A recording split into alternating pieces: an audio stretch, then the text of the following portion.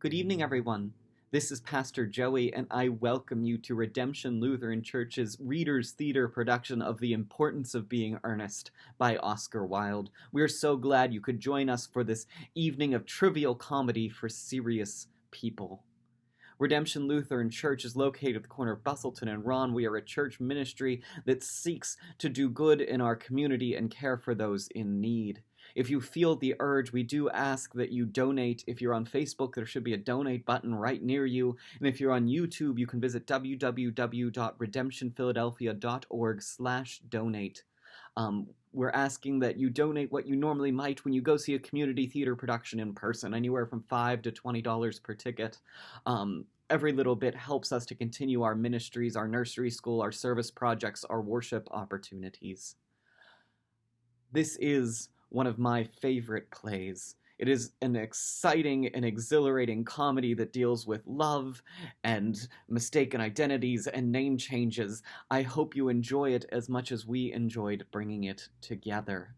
A few quick announcements about the production. We do know in Act 1 there's a little sound issue when my character and the character played by Mike Lafferty, Jack, have some interactions. It goes away, so just get through it. There's just the sound's a bit off at one point. Also, our actress who's supposed to play Miss Prism had some internet issues, so I had to go forward and play her part as well. So if you're wondering why I'm playing 3 different parts, that is why.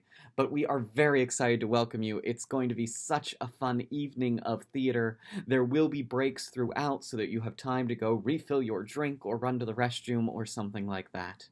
But with that, I invite you into Act 1 of 3 of our play. We open in the apartment of Algernon Moncrief as he is waiting for his friend Ernest to come over for dinner.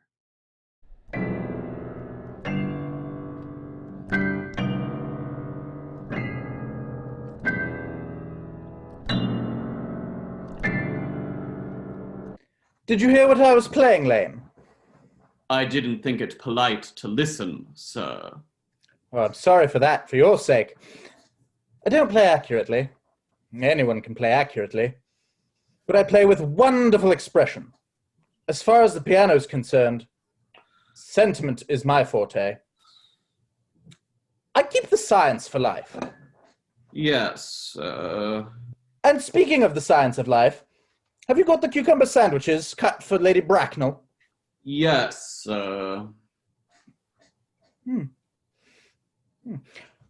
and by the way, Lane, I see from your book that on Thursday night when Lord Shoreman and Mr. Worthing were dining with me, 8 bottles of champagne are having been entered for having been consumed. Yes, 8 bottles and a pint.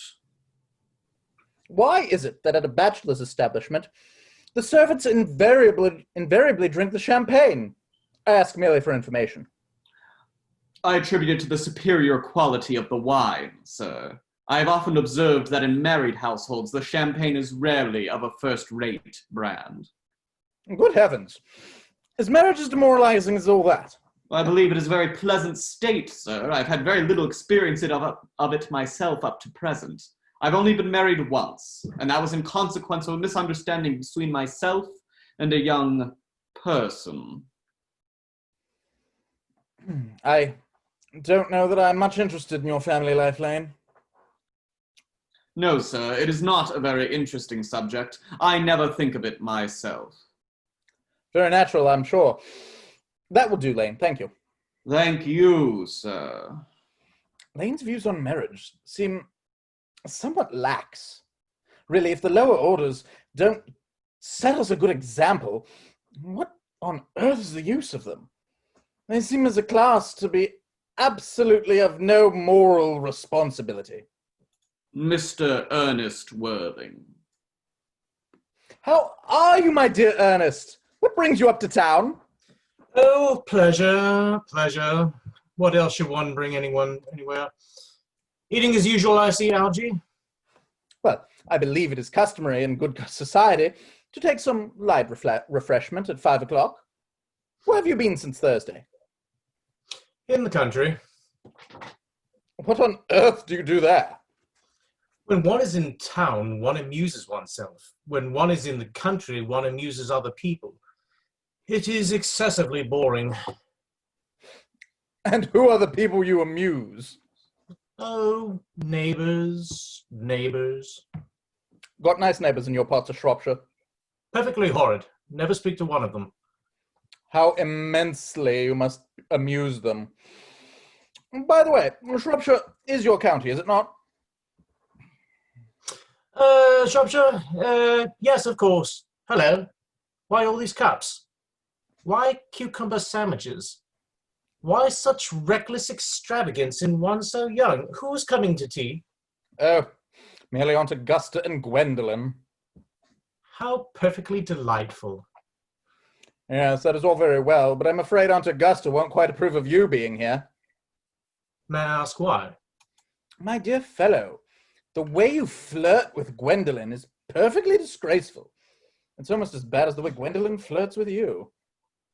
I am in love with Gwendolen. I have come up to town expressly to propose to her. I thought you had come for pleasure. I call that business. How utterly unromantic you are. I really don't see anything romantic in proposing.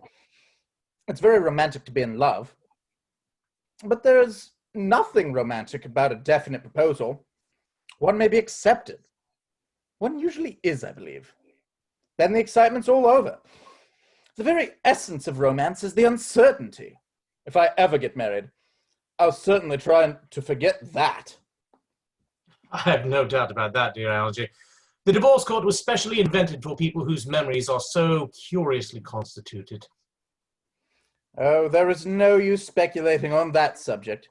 Divorces are made in heaven.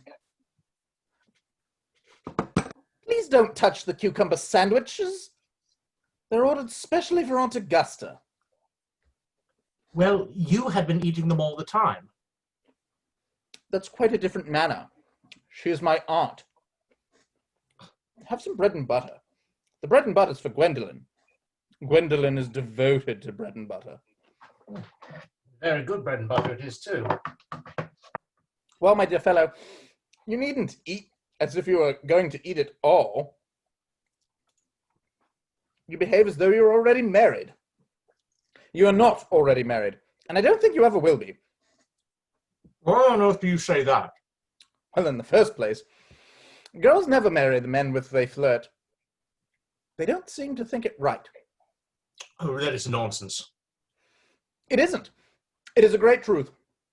It accounts for the extraordinary number of bachelors that one sees all over the place. And in second place, I don't give my consent. Your consent? My dear fellow, Gwendolen is my first cousin. And before I allow you to marry her, you will have to clear up the whole question of Cecily. Cecily? What on earth do you mean? What do you mean, Algy, by Cecily? I don't know anyone by the name of Cecily. Bring me that cigarette case Mr. Worthing left in the smoking room the last time he dined here. Yes, sir. Do you mean to say you have had my cigarette case all this time? I wish to goodness you had let me know. I've been writing frantic letters to Scotland Yard about it. I was very nearly offering a large reward. Well, I wish you would offer one. I happen to be more than usually hard up. There's no good offering a large reward now that the thing's found.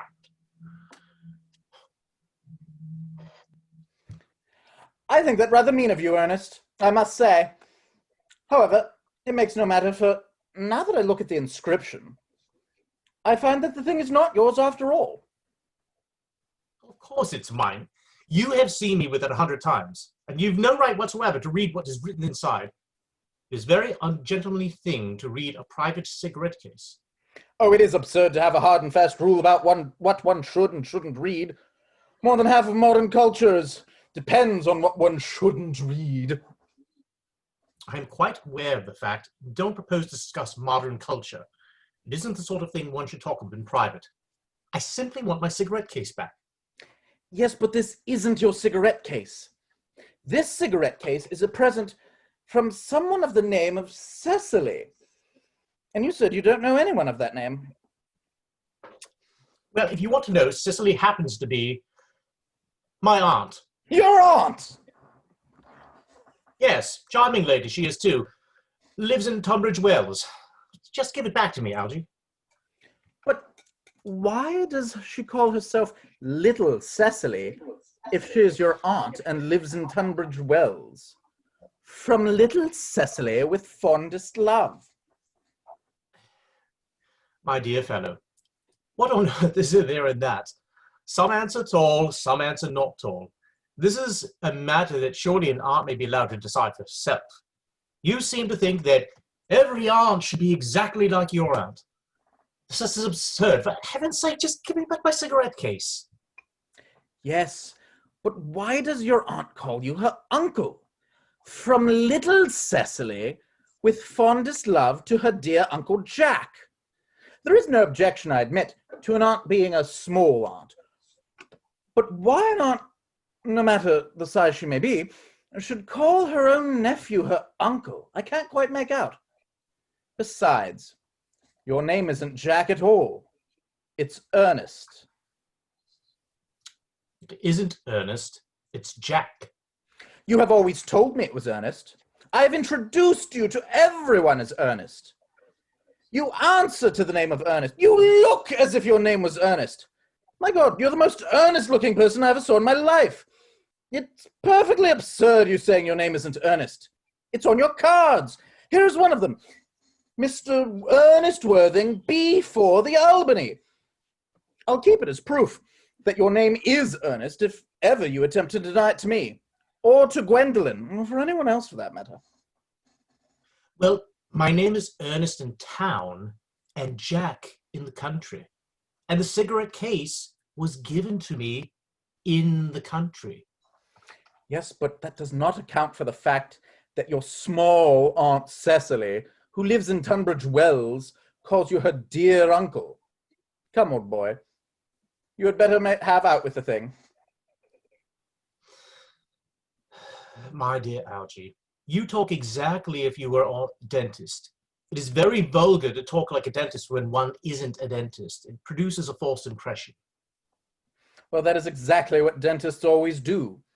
Go on, tell me the whole thing. I may mention that I've always suspected you of being a confirmed and secret Bunburyist, and now I'm quite sure of it. Bunburyist? What on earth do you mean by a Bunburyist? I'll reveal to you the meaning of that incomparable expression as soon as you are kind enough to inform me why you are Ernest in town and Jack in the country. Well, produce my cigarette case first. Here it is. Now produce your explanation, and pray make it improbable. My dear fellow, there is nothing improbable about my explanation at all. In fact, it's perfectly ordinary.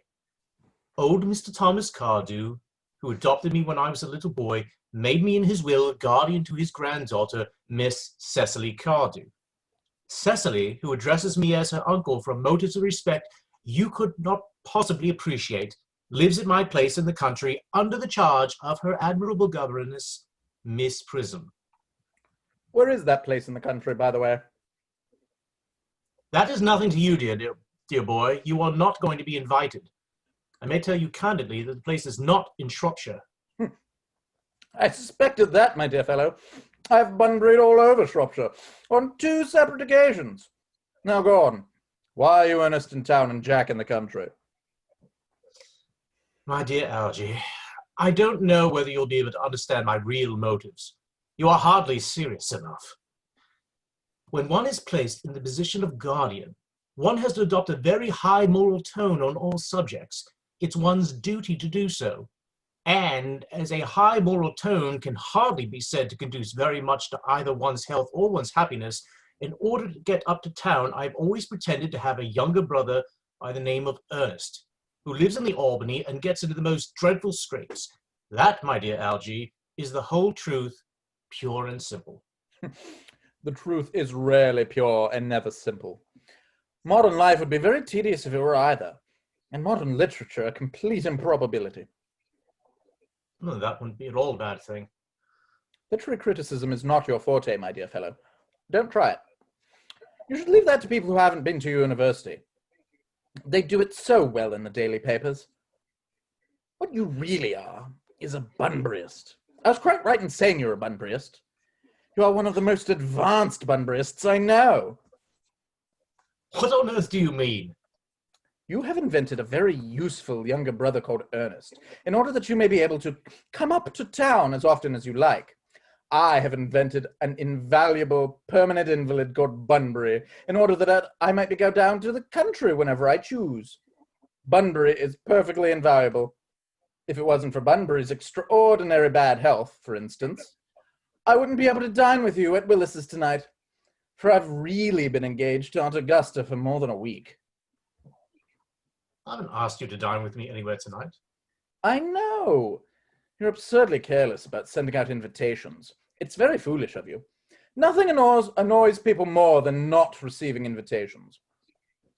You had much better dine with your Aunt Augusta. Oh, I haven't the smallest intention of doing anything of the kind. To begin with, I dine there on Monday, and once a week is quite enough to dine with one's own relations. In second place, whenever I do dine there, I'm always treated as a member of the family, and sent down with either no woman at all, or with two. In the third place, I know perfectly well with whom she'll sit me next to. She will place me next to Mary Farquhar, who always flirts with her own husband across the table. That is not very pleasant. Indeed, it's not even decent. That sort of thing is enormously on the increase. The amount of women in London who flirt with their own husbands is perfectly scandalous. It looks so bad. It's simply washing one's clean linen in public. Besides, now that I know you're a confirmed Bunburyist, I naturally want to talk to you about Bunburying. I want to tell you the rules. I'm not a Bunburyist at all. If Gwendolen accepts me, I am going to kill my brother. Indeed, I think I'll kill him in any case. Cecily's a little too much interested in him.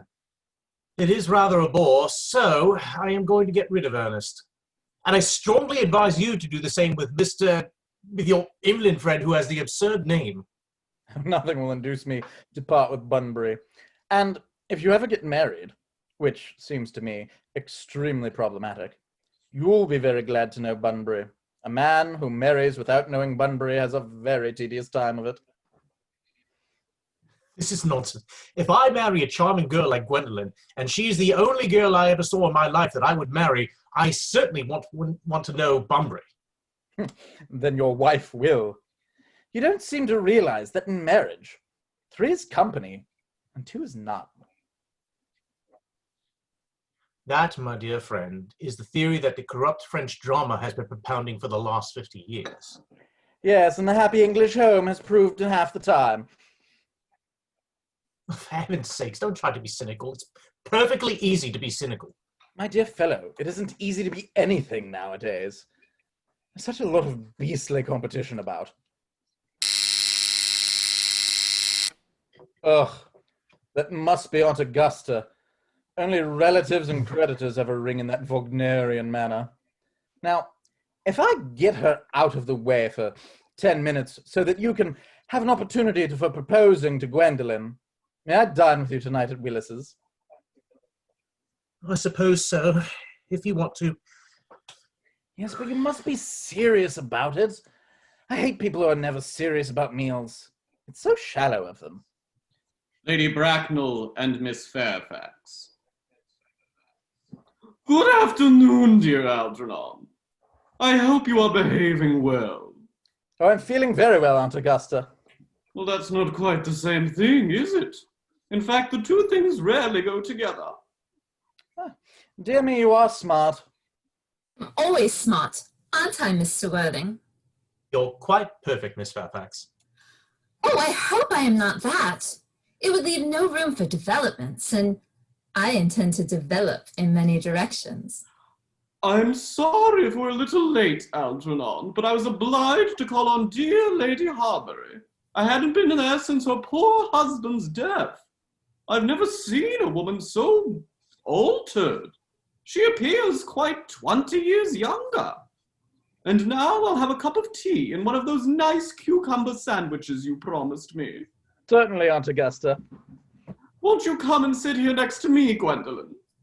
Oh, thanks, Mama. I'm quite comfortable where I am.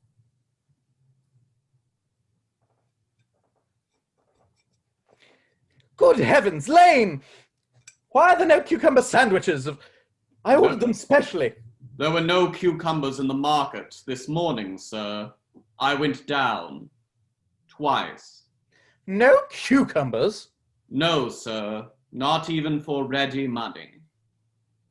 That will do, Lane. Thank you. Thank you, sir. I'm greatly distressed, Aunt Augusta, about there not being cucumbers. Not even for ready money. It really makes no matter, Algernon. I had some crumpets with Lady Harbury, who seems to me to be living entirely for pleasure now. Yes, I hear her hair has turned quite gold from grief. It certainly has changed colour. From what cause, I, of course, cannot say. Thank you. I've quite a treat for you tonight, Algernon. I'm going to set you down with Mary Farquhar. She is such a nice woman, and so attentive to her husband. It is a joy to watch them. I'm afraid, Aunt Augusta, I shall have to give up the pleasure of dining with you tonight after all. Oh, I hope not, Algernon. It would put my table completely out. Your uncle would have to dine upstairs. Fortunately, he's accustomed to that. Oh, it is a great bore, and I need hardly say, a terrible disappointment to me. But the fact is, I have just had a telegram to say that my poor friend Bunbury is very ill again. They seem to think I should be with him. It is very strange. This Mr. Bunbury seems to suffer from curiously bad health. Yes, poor Bunbury. He's a dreadful invalid. Well, I must say, Algernon, that I think it is high time that Mr. Bunbury made up his mind whether he was going to live or to die. This shilly-shallying with the question is absurd. Nor do I in any way approve of this modern sympathy with invalids. I consider it morbid. Illness of any kind is hardly a thing to be encouraged in others. Health is the primary duty of life. I'm always telling that to your poor uncle, but he never seems to take much notice. As far as any improvements in his ailments goes, I should be much obliged if you would ask Mr. Bunbury from me to be kind enough not to have a relapse on Saturday, for I rely on you to arrange my music for me. It is my last reception, and one wants something that will encourage conversation, particularly at the end of the season when everyone has practically said whatever they had to say, which in most cases was not much. I'll speak to Bunbury, Aunt Augusta, if he's still conscious. And I think I can promise that he'll be all right by Saturday. Of course, the music is a great difficulty. You see, if one plays good music, people don't listen. And if one plays bad music, well, they don't talk. But I'll run over the program I've drawn out, and you'll kindly come into the next room for a moment. Thank you, Algernon. It is very thoughtful of you. I'm sure the program will be delightful after a few expurgations. French songs I cannot possibly allow. People always seem to think they are improper, and either look shocked, which is vulgar, or laugh, which is worse. But German sounds a thoroughly respectable language, and indeed, I believe, is so. Gwendolyn, you will accompany me. Certainly, Mama.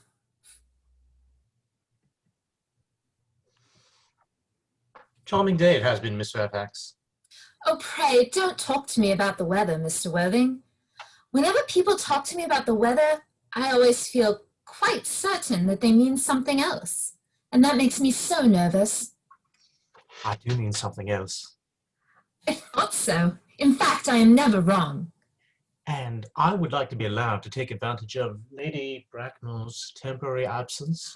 Well, I would certainly advise you to do so. Mama has a way of coming back suddenly into a room that I've often had to talk to her about. Miss Fairfax, ever since I met you, I've admired you more than any other girl I have ever met since I met you. Yes, I am quite aware of the fact. And I often wish that in public, at any rate, you had been more demonstrative. For me, you have always had an irresistible fascination. Even before I met you, I was far from indifferent to you. We live, as I hope you know, Mr. Worthing, in an age of ideals. The fact is constantly mentioned in the more expensive monthly magazines and has reached the provincial pulpits, I am told.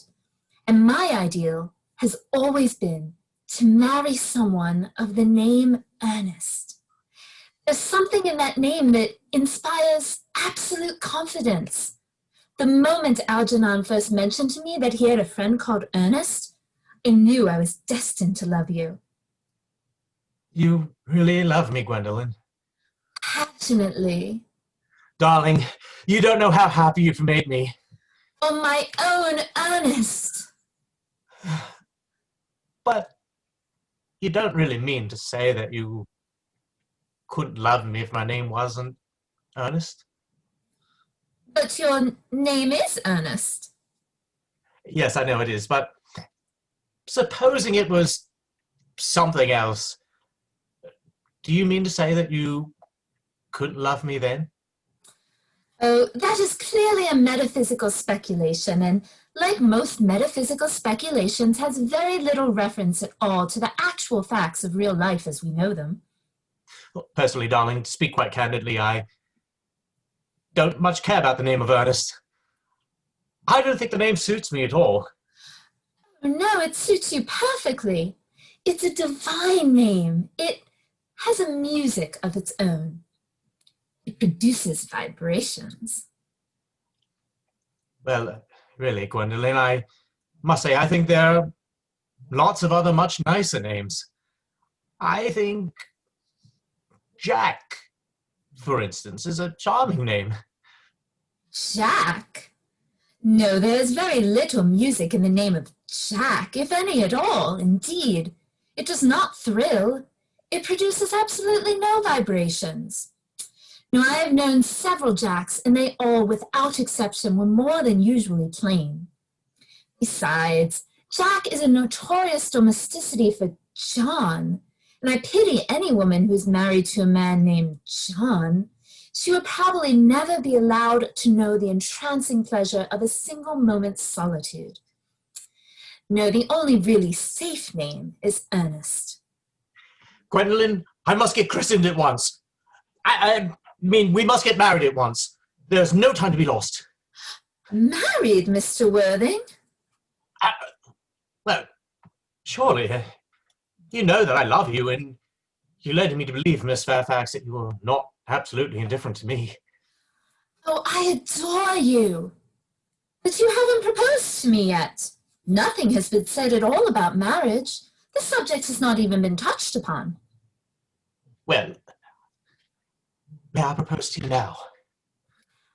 I think it would be an admirable opportunity. And to spare you any possible disappointment, Mr. Worthing, I think it only fair to tell you, quite frankly beforehand, that I am fully determined to accept you. Gwendolyn!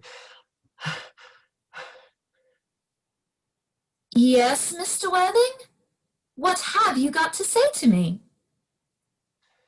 You know what I've got to say to you. Well, yes, but you don't say it. Gwendolyn, will you marry me? Of course I will, darling. How long you have been about it.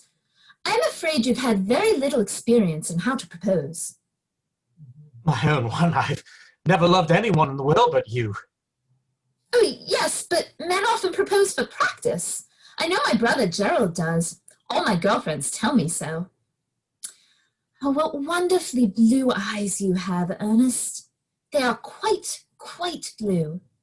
I hope you will always look at me just like that, especially when other people are present. Mr. Worthing, rise, sir, from this semi-recumbent posture. It is most indecorous. I must beg you to retire. This is no place for you. Besides, Mr. Worthing has not quite finished yet. Finished what, might I ask? I'm engaged to Mr. Worthing, Mamma. Pardon me, you are not engaged to anyone. When you do become engaged to someone, I or your father, should his health permit him, will inform you of the fact. An engagement should come on a young girl as a surprise, pleasant or unpleasant as the case may be. It is hardly a matter that she should be allowed to arrange for herself. And now, I have a few questions to put to you, Mr. Worthing. While I am making these inquiries, you, Gwendolyn, will wait for me below in the carriage. Mama! In the carriage, Gwendolyn! Gwendolyn, the carriage! Yes, Mama. You can take a seat, Mr. Worthing. Thank you, Lady Bracknell. I prefer standing. I feel bound to tell you that you're not down on the list of eligible young men. Although I have the same list as the dear Duchess of Bolton has. We work together, in fact. However, I'm quite ready to enter your name, should your answers be what a really affectionate mother requires. Do you smoke? Well, yes, I must admit I smoke. I'm glad to hear it. A man should always have an occupation of some kind. There are far too many idle men in London as it is. How old are you? 29. A very good age to be married at. I've always been of the opinion that a man who desires to get married should either know everything or nothing. Which do you know? I know nothing, Lady Bracknell. I am pleased to hear it. I do not approve of anything that tampers with natural ignorance. Ignorance is like a delicate exotic fruit. Touch it, and the bloom is gone. This whole theory of modern education is radically unsound. Fortunately, in England, at any rate, education produces no effect whatsoever. If it did, it would prove a serious danger to the upper classes and would probably lead to violence in Grosvenor Square. What is your income? Between 7,000 and 8,000 a year. In land or in investments? In investments, chiefly. Well, that is satisfactory. What between the duties expected of one during one's lifetime and the duties expected from one after one's death, land ceased to be either a profit or a pleasure. It gives one position and prevents one from keeping it up. Well, that's all that can be said about land. I had a country house with some land, of course, attached to it. About 1,500 acres, I believe. But I don't depend on that for my real income. In fact, as far as I can make out, the poachers are the only people who make anything out of it. A country house? How many bedrooms? Well, that point can be cleared up afterwards. You have a townhouse, I hope. A girl with a simple, unspoiled nature like Gwendolyn could hardly be expected to reside in the country. Well, I own a house in Belgrave Square, but it is let by the year to Lady Bloxham. Of course, I can get it back whenever I like, at 6 months' notice. Lady Bloxham? I don't know her. She goes about very little. She's a lady considerably advanced in years. Ah, nowadays that is no guarantee of respectability of character. What number in Belgrave Square? 149. Ah, the unfashionable side, I thought there was something. However, that could be easily altered. Do you mean the fashionable Both, side? if necessary, I presume. What are your politics? Well, I am afraid I really have none. I am a liberal unionist. Oh, they count as Tories. They dine with us, or come in the evening at any rate. Well, now to minor matters. Are your parents living? I have lost both my parents. Both? To lose one parent, Mr. Worthing, may be regarded as a misfortune. To lose both looks like carelessness. Who was your father? He was evidently a man of some wealth. Was he born in what the radical papers call the purple of commerce, or did he rise from the ranks of the aristocracy? I am afraid I really don't know. The fact is, Lady Bracknell, I said I had lost my parents, it would be nearer to the truth to say that my parents seem to have lost me. I don't actually know who I am by birth. I was found. Found? The late Mr.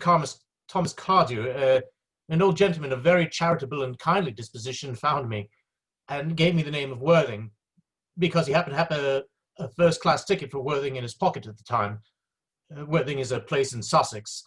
It is a seaside resort. Where did the charitable gentleman who had a first-class ticket for the seaside resort find you?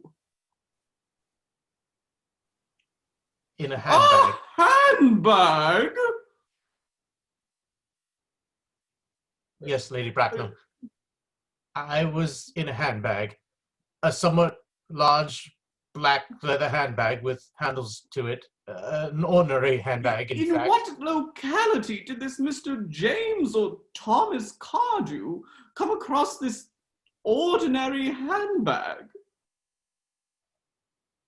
In the cloakroom at Victoria The Station. cloakroom at Victoria Station? For his own.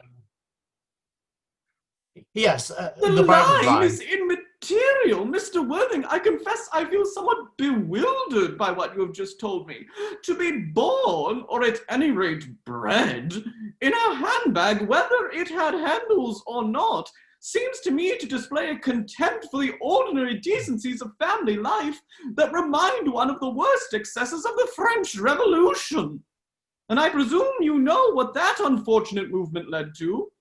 As for the particular locality in which the handbag was found, a cloakroom at a railway station might serve to conceal a social indiscretion, and has probably indeed been used for that purpose before now.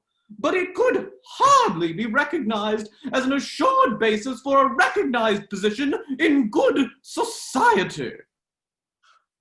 May I ask you then what you would advise me to do? I need hardly say I would do anything in the world to ensure Gwendolyn's happiness. I would strongly advise you, Mr. Worthing, to try and acquire some relations as soon as possible, and to make a definite effort to produce at any rate one parent of either sex before the season is quite over. Well, I don't see how I could possibly manage to do that. I can produce the handbag at any moment. It is in my dressing room at home. I really think that should satisfy you, Lady Bracknell. Me, sir? What has it to do with me? You can hardly imagine that I and Lord Bracknell would dream of allowing our only daughter, a girl brought up with the utmost care, to marry into a cloakroom and form an alliance with a parcel. Good morning, Mr. Worthing. Good morning.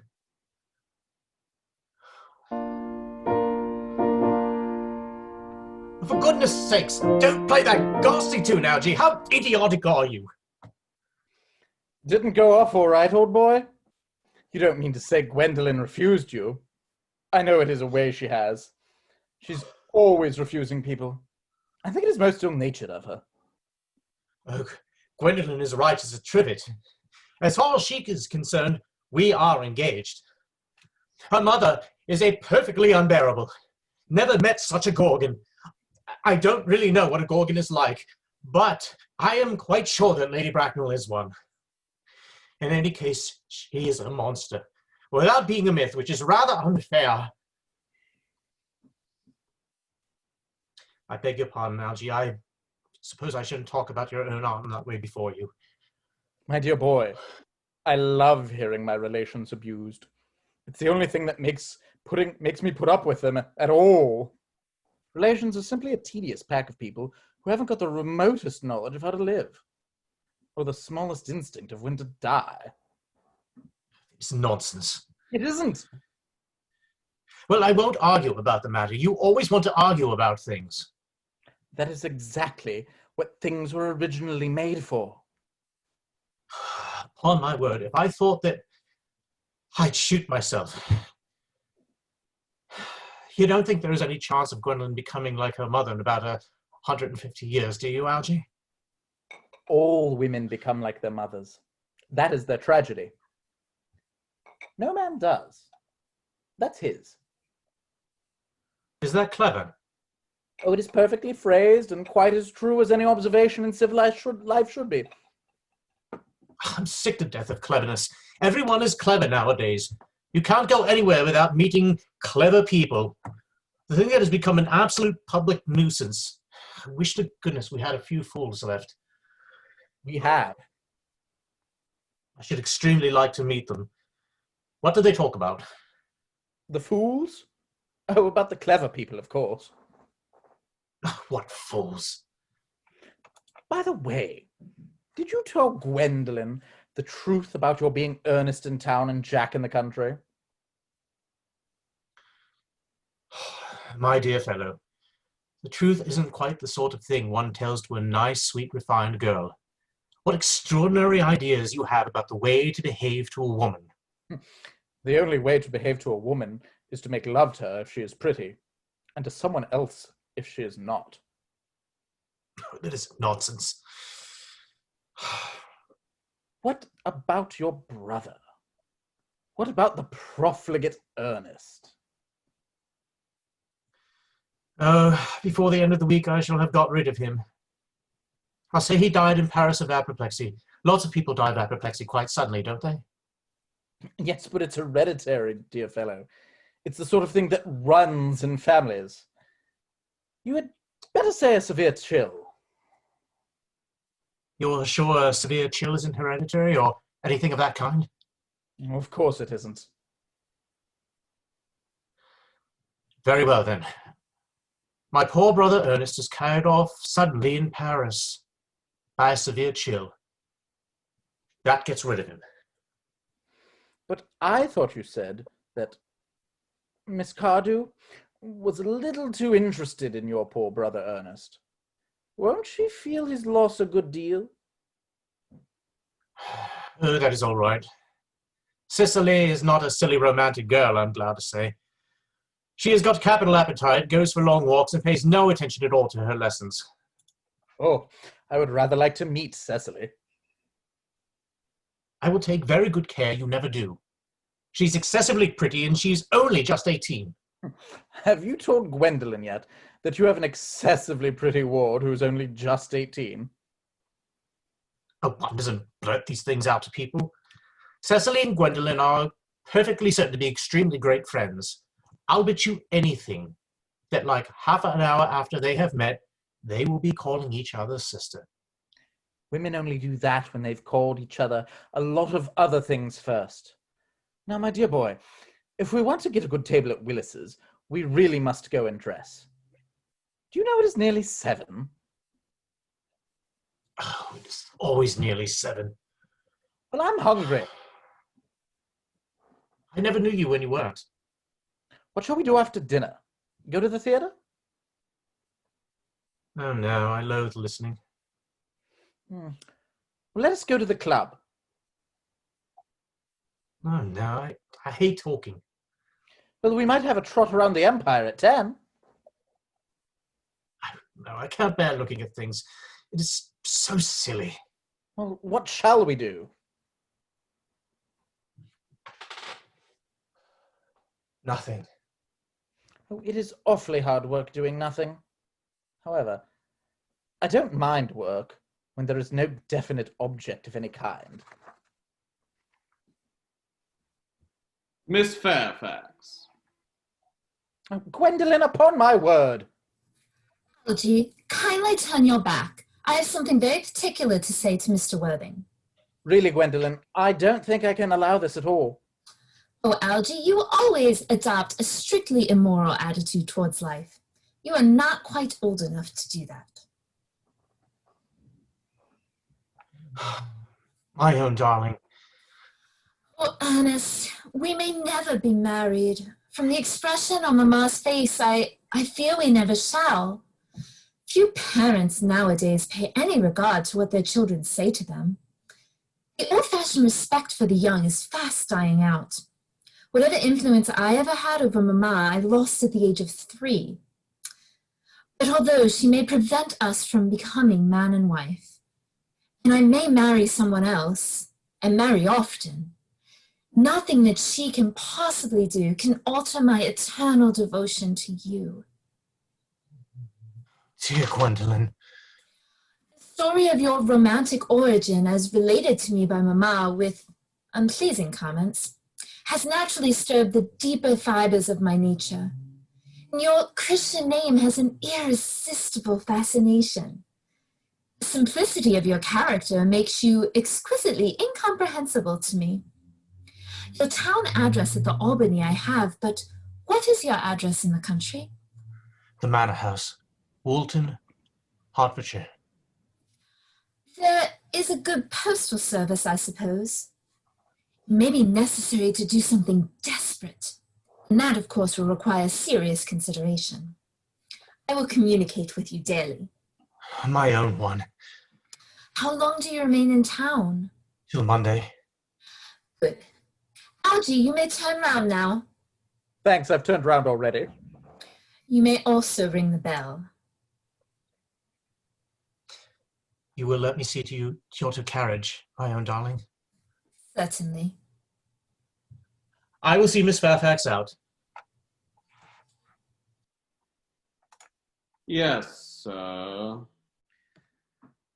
glass of sherry, Lane. yes, Tomorrow, Lane, I'm going Bunburying.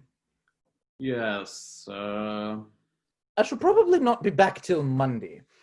You can put my dress clothes, my smoking jacket, and all the Bunbury suits.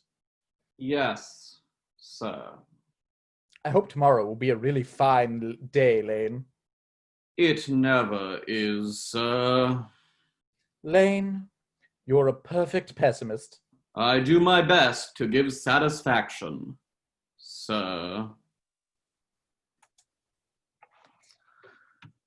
There's a sensible, intellectual girl. The only girl I ever cared for in my life. What on earth are you so amused at?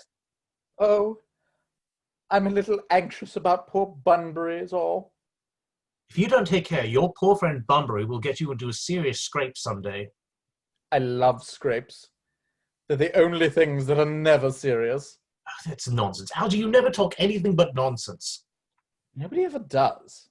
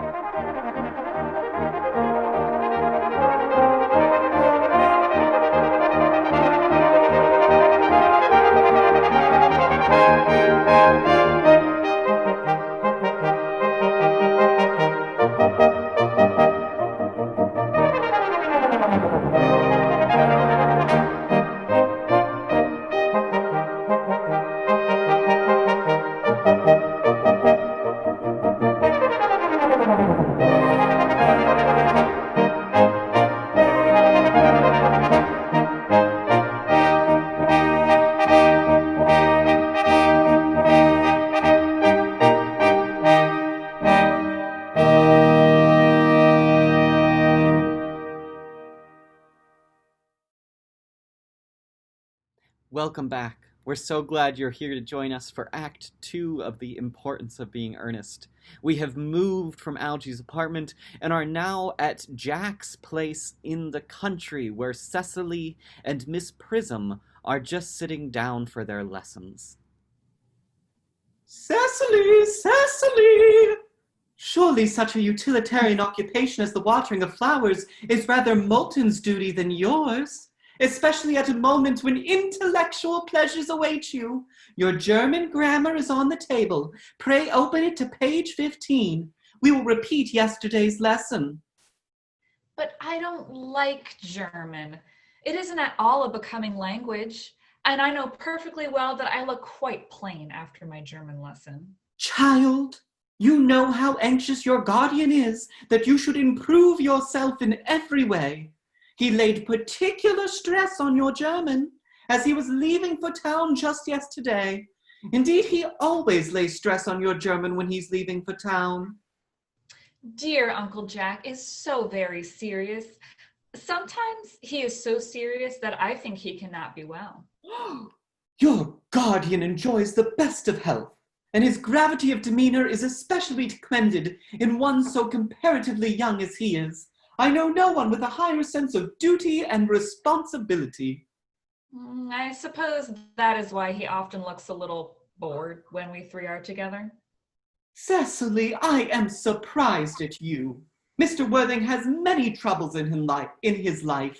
Idle merriment and triviality would be out of place in his conversation. You must remember his constant anxiety about that unfortunate young man, his brother. I wish Uncle Jack would allow that unfortunate young man, his brother, to come down here sometimes. We might have a good influence on him. Miss Prism, I'm sure that you certainly would. You know, German and geology and things of that kind influence a man very much. I do not think that even I could produce an effect on a character that, according to his own brother's admission, is irretrievably weak and vacillating. Indeed, I am not sure that I would desire to reclaim him. I am not in favor of this modern mania for turning bad people into good people at a moment's notice. As a man sows, so let him reap. You must put away your diary, Cecily. I really don't see why you should keep a diary at all. I keep a diary in order to enter the wonderful secrets of my life. If I didn't write them down, I should probably forget all about them. Memory, my dear Cecily, is the diary we all carry with us. Yes, but it usually chronicles the things that have never happened and couldn't possibly have happened. I believe that memory is responsible for nearly all the 3-volume novels that Moody sends us. Do not speak slightingly of the 3-volume novel, Cecily. I wrote one myself in earlier days. Oh, did you really, Miss Prism? How wonderfully clever you are. I hope it did not end happily.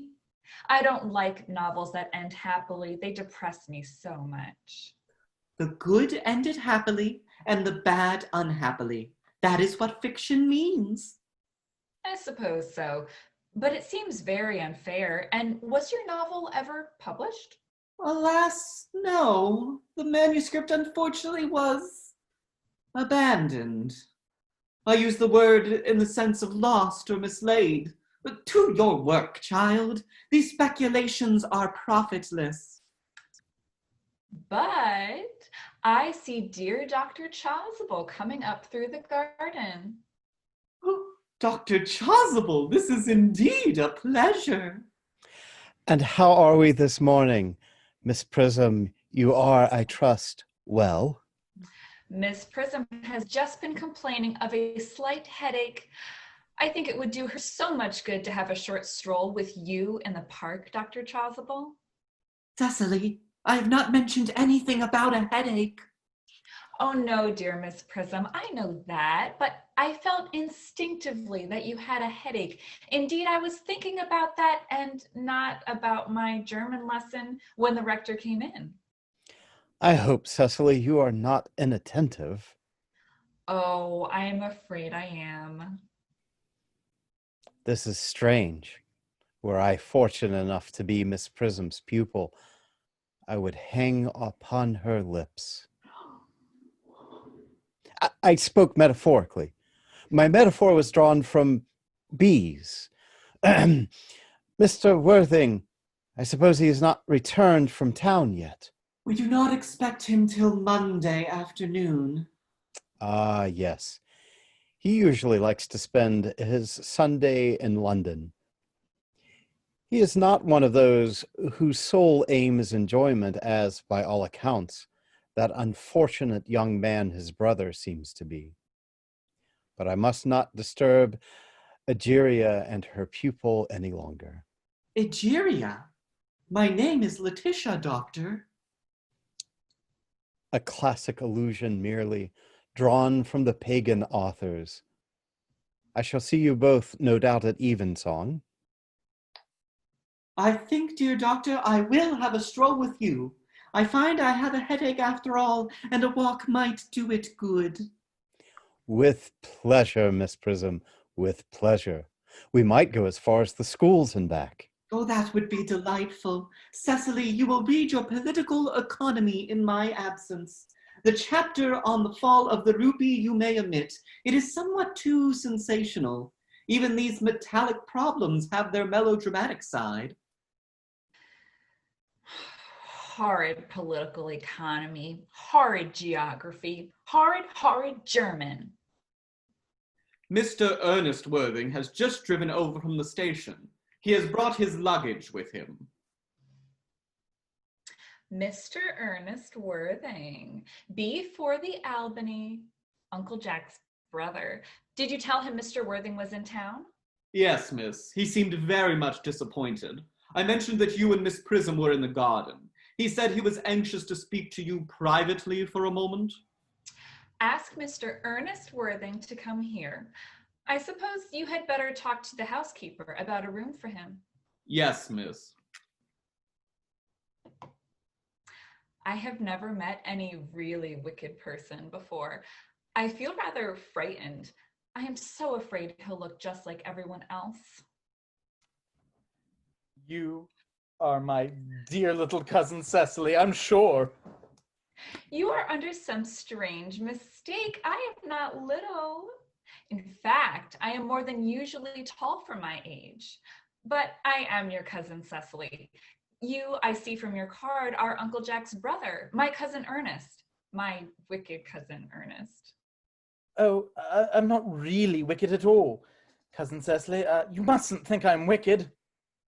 Well, if you are not, then you have certainly been deceiving us all in a very inexcusable manner. I hope you have not been leading a double life, pretending to be wicked and really being good all the time. That would be hypocrisy. Of course, I have been rather reckless. I'm glad to hear it. In fact, now that you mention the subject, I've been very bad in my own small way. I don't think you should be so proud of that, though I'm sure it must have been very pleasant. It is much pleasanter being here with you. I can't understand how you are here at all. Uncle Jack won't be back until Monday afternoon. Oh, that is a great disappointment. I'm obliged to go up on the first train on Monday morning. I have a business appointment that I am anxious to miss. Couldn't you miss it anywhere but in London? No, the appointment is in London. Well, I know, of course, how important it is not to keep a business engagement if one wants to retain any sense of the beauty of life. But still, I think you had better wait until Uncle Jack arrives. I know he wants to talk to you about your emigrating. About my what? You're emigrating. He has gone up to buy your outfit. I certainly wouldn't let Jack buy my outfit. He has no taste in neckties at all. I don't think that you will require neckties. Uncle Jack is sending you to Australia. Australia? I'd sooner die. Well, he said at dinner on Wednesday night that you would have to choose between this world, the next world, and Australia. Well, the accounts I've received of Australia and of the next world are not particularly encouraging. This world is good enough for me, Cousin Cecily. Yes, but are you good enough for it? I'm afraid I'm not. That is why I want you to reform me. You might make that your mission, if you don't mind, Cousin Cecily. I'm afraid I have no time this afternoon. Well, would you mind my reforming myself this afternoon? It is rather quixotic of you, but I think you should try. I will. I feel better already. You're looking a little worse. That's because I am hungry. Oh, how thoughtless of me. I should have remembered that when one is going to lead an entirely new life, one requires regular and wholesome meals. Won't you come in? Thank you. Might I have a buttonhole first? I never have any appetite unless I have a buttonhole first. A Maréchal Niel? No, I'd sooner have a pink rose. Why? Because you are like a pink rose, Cousin Cecily. I don't think it can be right for you to talk to me like that. Miss Prism never says such things to me. Then Miss Prism is a short-sighted old lady. You are the prettiest girl I ever saw.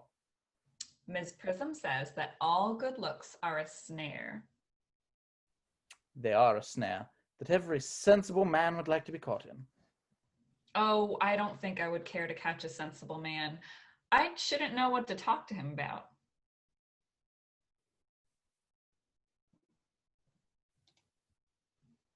You are too much alone, Dr. Chasuble. You should get married.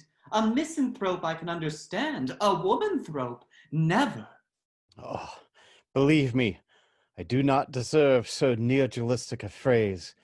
The precept, as well as the practice of the primitive church, was distinctly against matrimony. That is obviously the reason why the primitive church has not lasted up to the present day. And you do not seem to realize, dear doctor, that by persistently remaining single, a man converts himself into a permanent public temptation. Men should be careful. This very celibacy leads weaker vessels astray. But is a man not equally attractive when married?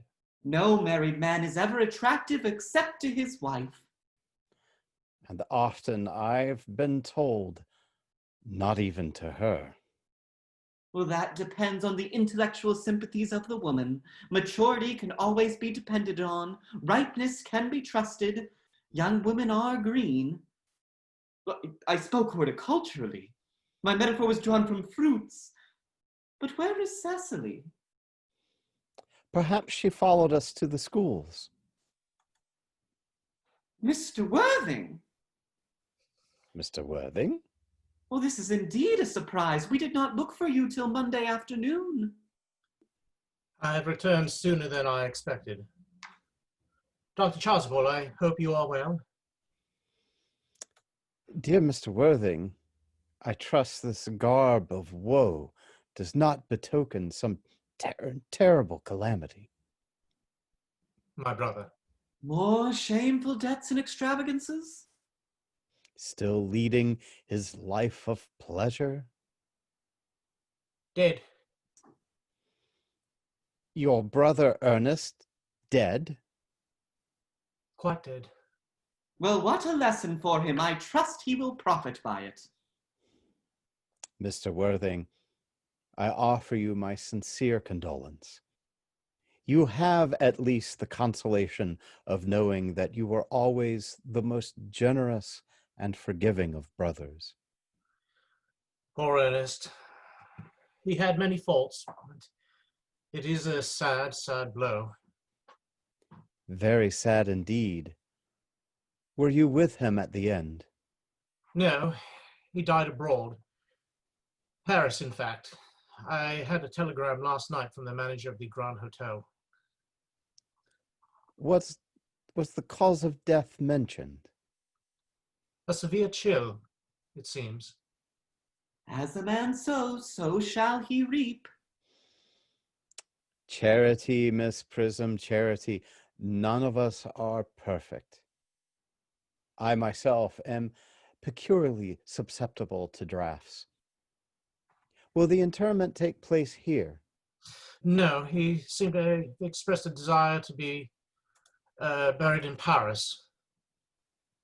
Paris?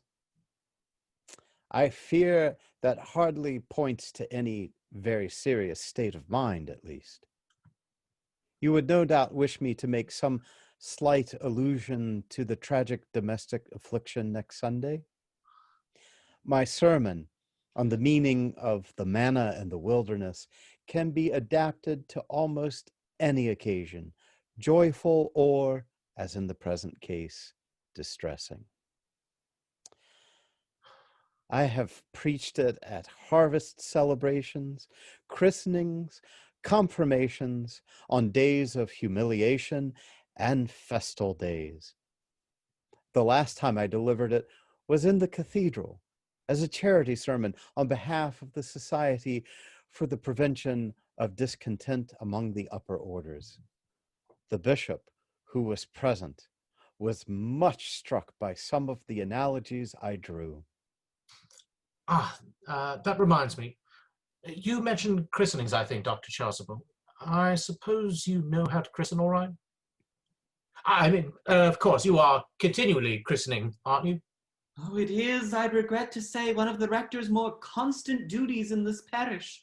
I have often spoken to the poorer classes on this subject, but they don't seem to know what thrift is. But is there any particular infant in whom you are interested, Mr. Worthing? Your brother was, I believe, unmarried, was he not? Oh, yes. People who live entirely for pleasure usually are. But it is not for any child, Doctor. I'm very fond of children. No, the fact is, I would like to be christened myself this afternoon, if you have nothing better to do. But surely, Mr. Worthing, you have been christened already. I don't remember anything about it.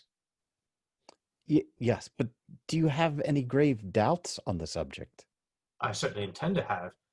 Of course, I know if the thing would bother you in any way, or if you think I'm a little too old now. Not at all.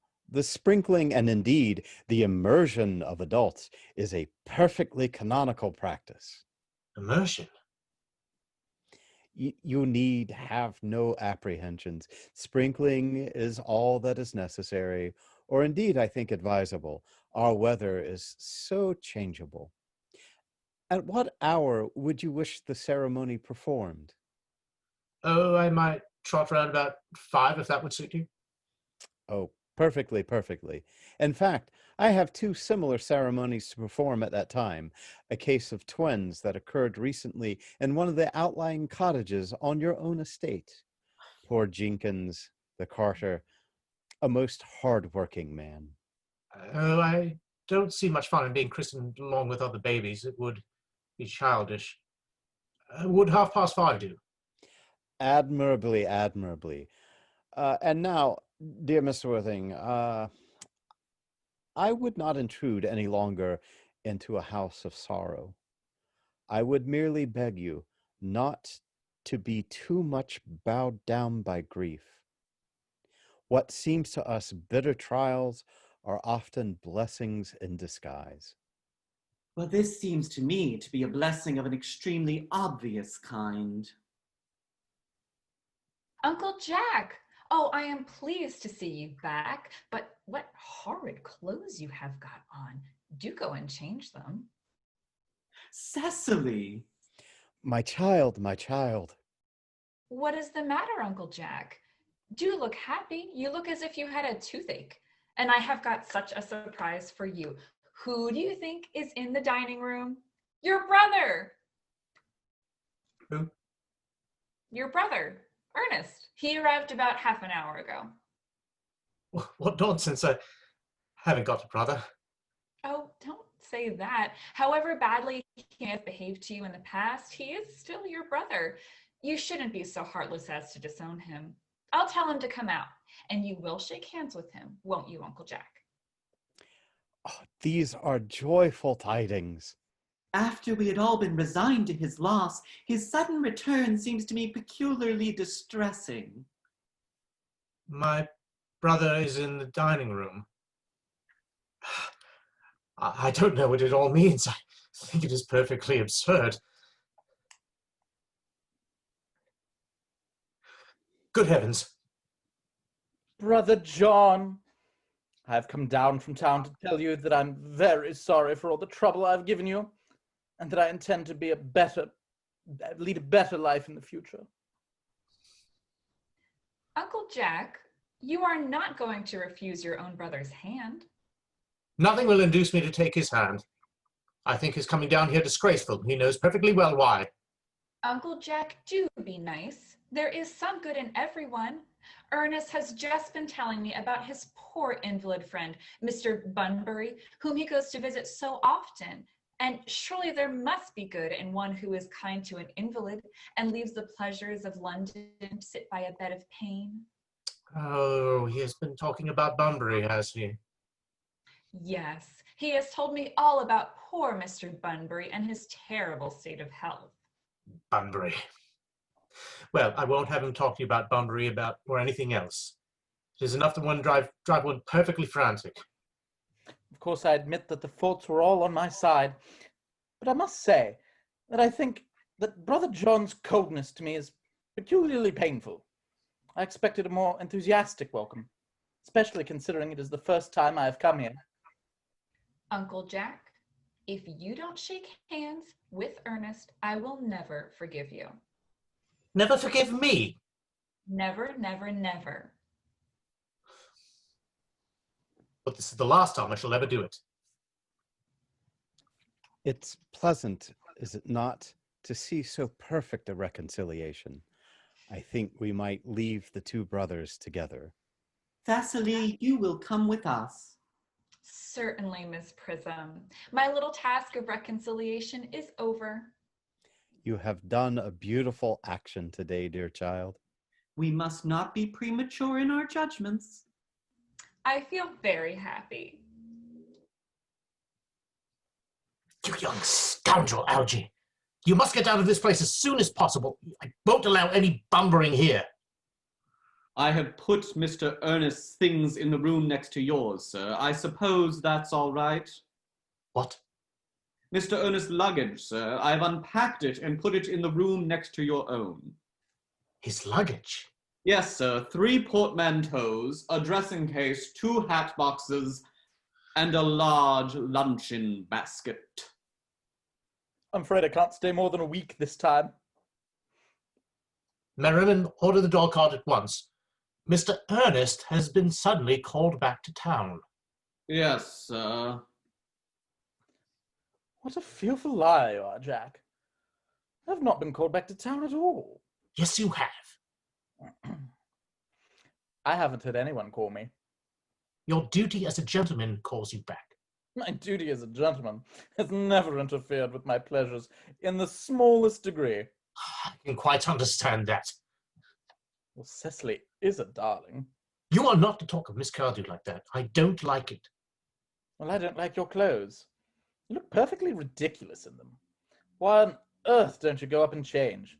It's perfectly childish to be in deep mourning for a man who is actually staying a whole week with you in your house as a guest. I call it grotesque. You are certainly not staying with me for a whole week as a guest or anything else. You have got to leave by the 4:05 train. I certainly won't leave as long as you are still in mourning. It would be most unfriendly. If I were in mourning, you would stay with me, I suppose. I should think it very unkind if you didn't. Well, will you go if I change my clothes? Yes, if you're not too long. I never saw anybody take so long to dress, and with such little result. Well, at any rate, that is better than always being overdressed as you are. If I'm occasionally a little overdressed, I make up for it by always being immensely overeducated. Your vanity is ridiculous, your conduct an outrage, and your presence in my garden utterly absurd. However, you have got to catch the 4:05 train, and I hope you will have a pleasant journey back to town. This bambering, as you call it, has not been a great success for you. Well, I think it has been a great success. I'm in love with Cecily, and that is everything. But I must see her before I go and make arrangements for another Bunbury. Ah, there she is. Oh, I merely came back to water the roses. I thought you were with Uncle Jack. He's going to order the dog cart for me. Oh, is he going to take you for a nice drive? He's going to send me away. Then have we got to part? I'm afraid so. It is very painful parting. It is always painful to part from people whom one has known for a very brief space of time. The absence of old friends one can endure with equanimity, but even a momentary separation from anyone whom one has just been introduced is almost unbearable. Thank you. The dog cart is at the door, sir. It can wait, Merriman, for 5 minutes. Yes, miss. I hope, Cecily, I shall not offend you if I state quite frankly and openly that you seem to me to be in every way the visible personification of absolute perfection. I think your frankness does you great credit. Ernest, if you will allow me, I will copy your remarks into my diary. Do you really keep a diary? I'd give anything to have a look at it. May I? Oh, no. No, you see, it is simply a very young girl's record of her own thoughts and impressions, and consequently meant for publishing. When it appears in volume form, I hope you will order a copy. But pray, Ernest, don't stop. I delight in taking down from dictation. I have reached absolute perfection. You can go on. I'm quite ready for more. Oh, don't cough, Ernest. When one is dictating, one should speak fluently and not cough. Besides, I don't know how to spell a cough. Cecily, ever since I first looked upon your wonderful and incomparable beauty, I've dared to love you wildly, passionately, devotedly, hopelessly. I don't think you should tell me that you love me wildly, passionately, devotedly, hopelessly. Hopelessly doesn't seem to make much sense, does it? Cecily. The dog cart is waiting, sir. Well, tell her to come round next week at the same hour. Yes, sir. Uncle Jack would be very annoyed if he knew you were staying on till next week at the same hour. Oh, I don't care about Jack. I don't care for anybody in the world but you. I love you, Cecily. You will marry me, won't you? You silly boy, of course. Why, we've been engaged for the last 3 months. For the last 3 months? Yes, it will be exactly 3 months on Thursday. But how did we become engaged? Well, ever since dear Uncle Jack first confessed to us that he had a younger brother who was very wicked and bad, you of course have formed the chief topic of conversation between myself and Ms. Prism. And of course, a man who is talked about is always very attractive. One feels there must be something in him after all. I dare say it was foolish of me, but I fell in love with you, Ernest. Darling. And when was the engagement actually settled? On the 14th of February last. Worn out by your entire ignorance of my existence, I determined to end the matter one way or the other. And after a long struggle with myself, I accepted you under this dear old tree here. The next day I bought this little ring in your name. I promised you I would always wear it. Did I give you this? It's very pretty, isn't it? Yes, you've wonderfully good taste, Ernest.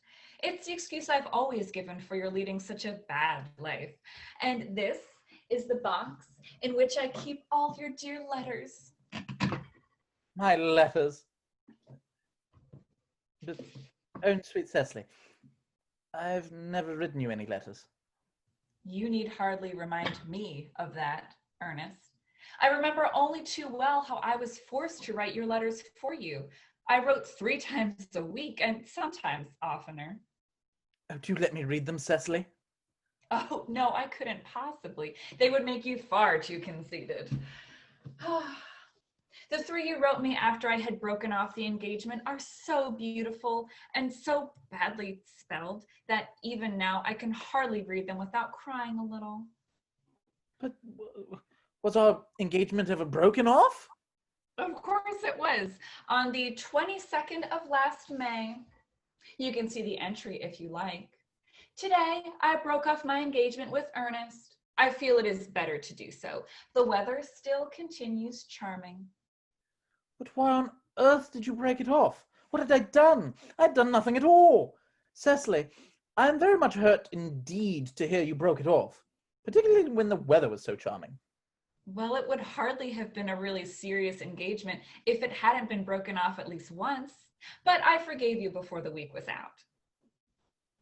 What a perfect angel you are, Cecily. You dear romantic boy. I hope your hair curls naturally. Does it?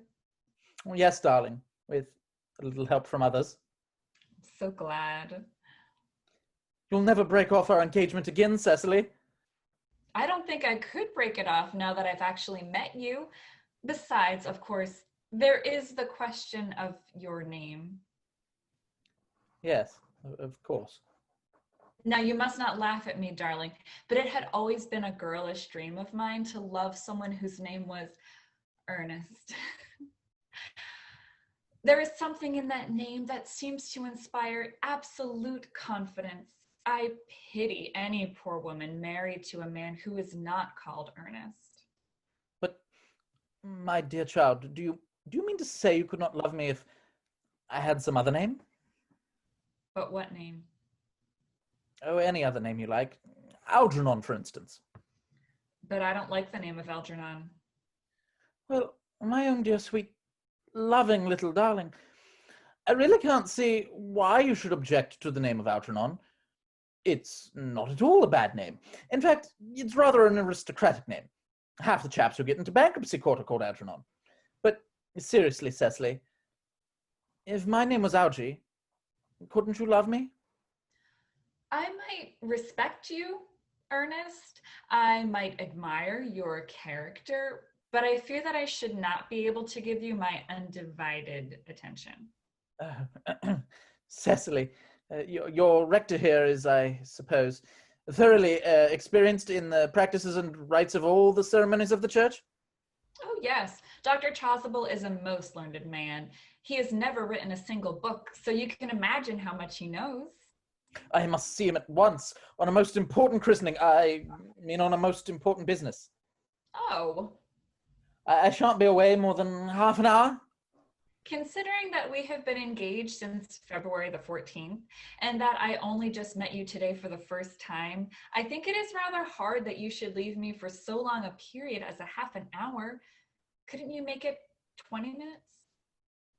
I'll be back in no time. What an impetuous boy he is. I like his hair so much.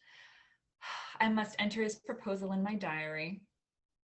A Miss Fairfax has called to see Mr. Worthing on very important business, Miss Fairfax states.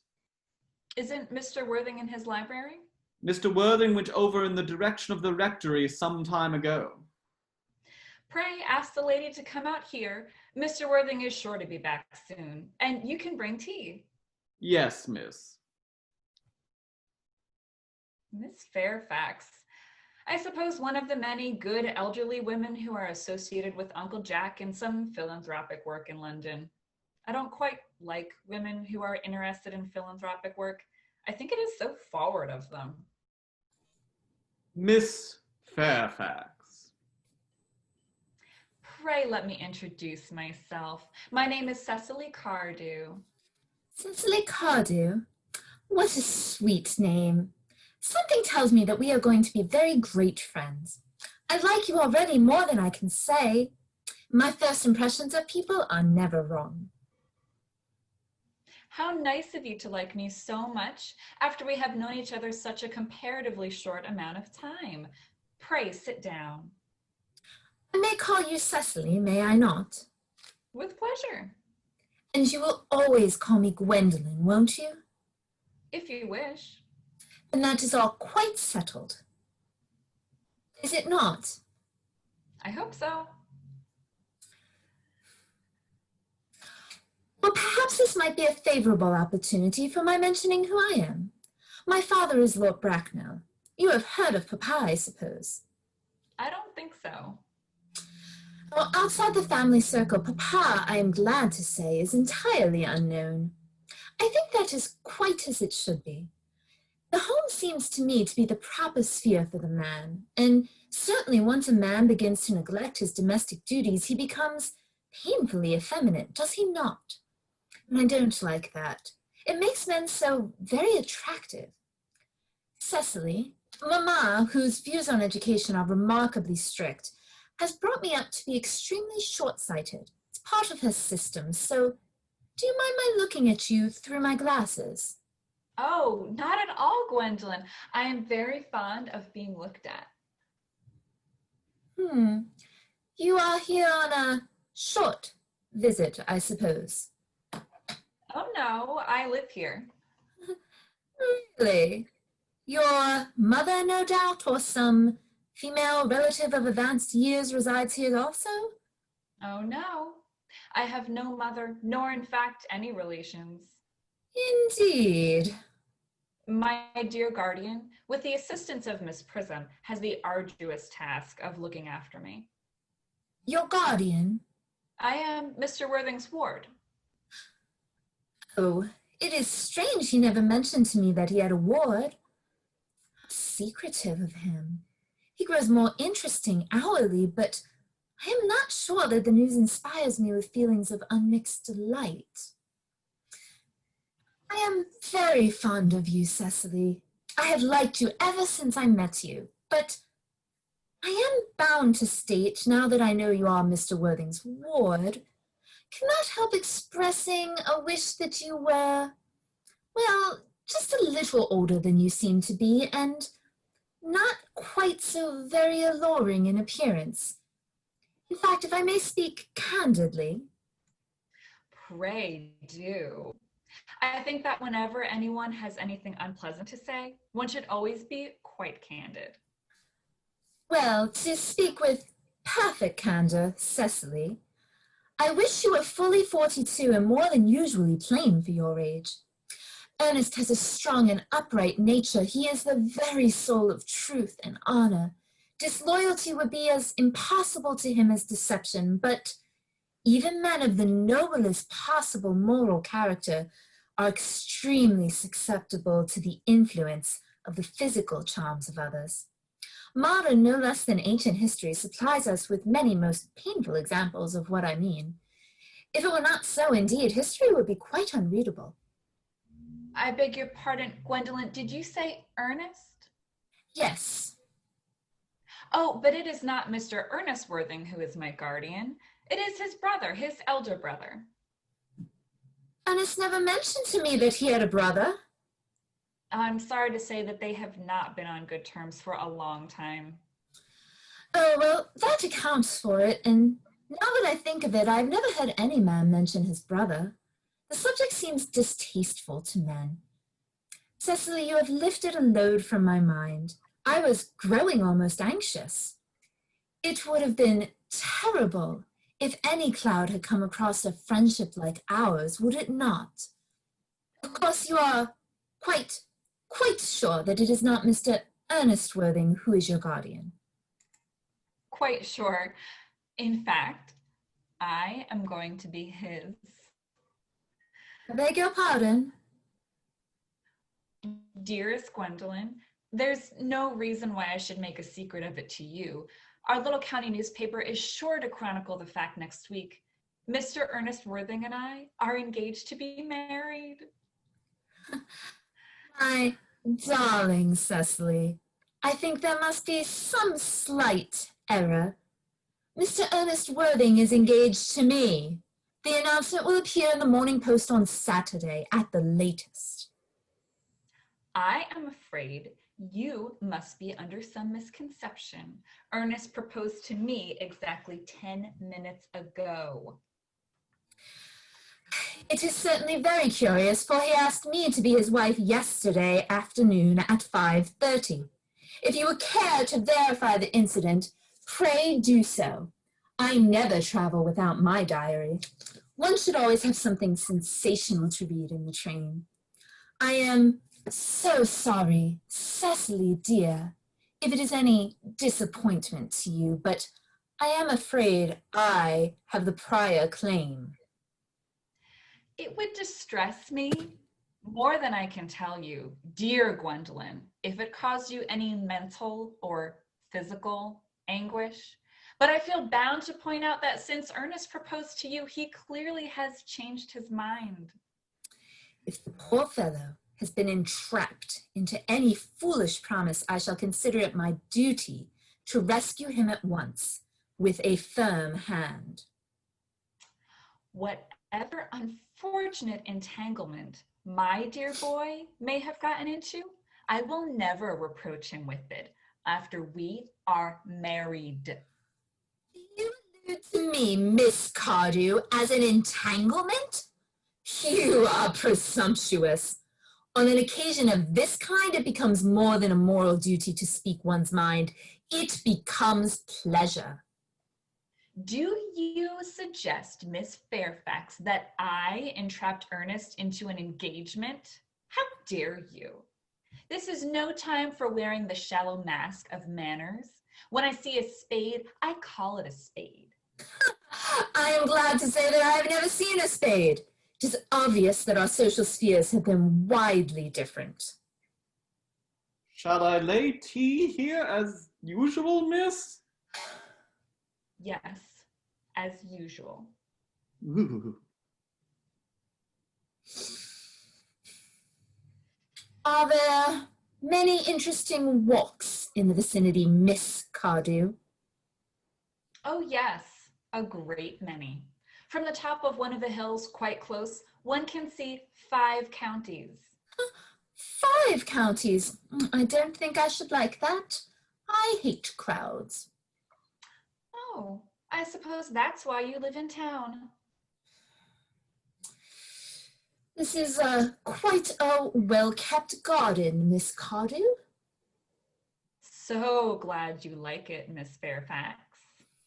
I had no ideas there were any flowers in the country. Oh, flowers are as common here, Miss Fairfax, as people are in London. Personally, I cannot understand how anybody manages to exist in the country, if anybody who is anybody does. Country always bores me to death. Oh, this is what the newspapers call agricultural depression, is it not? I believe the aristocracy are suffering very much from it just at present. It is almost an epidemic amongst them, I have been told. May I offer you some tea, Miss Fairfax? Thank you.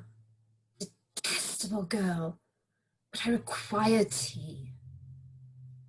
Sugar? No, thank you. Sugar is not fashionable anymore. Cake or bread and butter? Bread and butter, please. Cake is rarely seen at the best houses nowadays. Hand that to Miss Fairfax.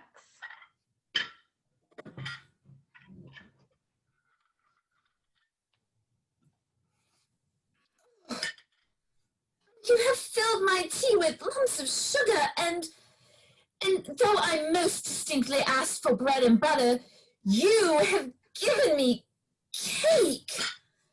I am known for the gentleness of my disposition and the extraordinary sweetness of my nature, but I warn you, Miss Cardew, you may go too far. To save my poor, innocent, trusting boy from the machinations of another girl, there are no lengths to which I would not go. From the moment I saw you, I distrusted you. I felt you were false and deceitful, and I am never deceived in such matters. My first impressions of people are invariably right. It seems to me, Miss Fairfax, that I am trespassing on your valuable time. No doubt you have many other calls of a similar nature to make in the neighborhood. Ernest! My own Ernest. Gwendolyn, darling. Oh, a moment. May I ask if you are engaged to be married to this young lady? To dear little Cicely. Of course not. What could have put such an idea into your pretty little head? Thank you. You may kiss me.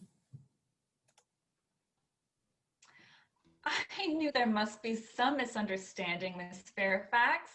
The gentleman whose arm is at present around your waist is my dear guardian, Mr. John Worthing. I beg your pardon? This is Uncle Jack. Jack. Oh. Here is Ernest. My own love. A moment, Ernest. May I ask you, are you engaged to this young lady? To what young lady? Good heavens, Gwendolyn! Yes, to good heavens, Gwendolyn. I mean, to Gwendolyn. Of course not. What could have put such an idea into your pretty little head? Thank you. You may. I felt there was some slight error, Miss Cardew. The gentleman who is now embracing you is my cousin, Mr. Algernon Moncrief. Algernon Moncrief? Oh. Are you called Algernon? I cannot deny it. Oh. Is your name really John? I could deny it if I liked. I could deny anything if I liked. But my name certainly is John. It has been John for years. A gross deception has been practiced on both of us. Oh, my poor wounded Cecily. My sweet wronged Gwendolyn. You will call me sister, will you not? There is just one question I would like to be allowed to ask my guardian. An admirable idea. Mr. Worthing, there is just one question I would like to be permitted to put to you. Where is your brother Ernest? We are both engaged to be married to your brother Ernest. And so it is a matter of some importance to us to know where your brother Ernest is at present. Gwendolyn. Cecily. It is very painful for me to be forced to speak the truth. It is, for the first time in my life, that I have ever been reduced to such a painful position. And I really am quite inexperienced in doing anything of the kind. However, I will tell you quite frankly that I have no brother Ernest. I have no brother at all. I have never had a brother in my life, and I certainly have not the smallest intention of having one in the future. No brother at all? None. Have you never a brother of any kind? Never. Not even of any kind. Oh, I am afraid it is quite clear, dear Cecily, that neither of us is engaged to be married to anyone. It is not a very pleasant position for a young girl to suddenly find herself in, is it? Let us go into the house. They will hardly venture to come after us there. No, men are so cowardly, aren't they?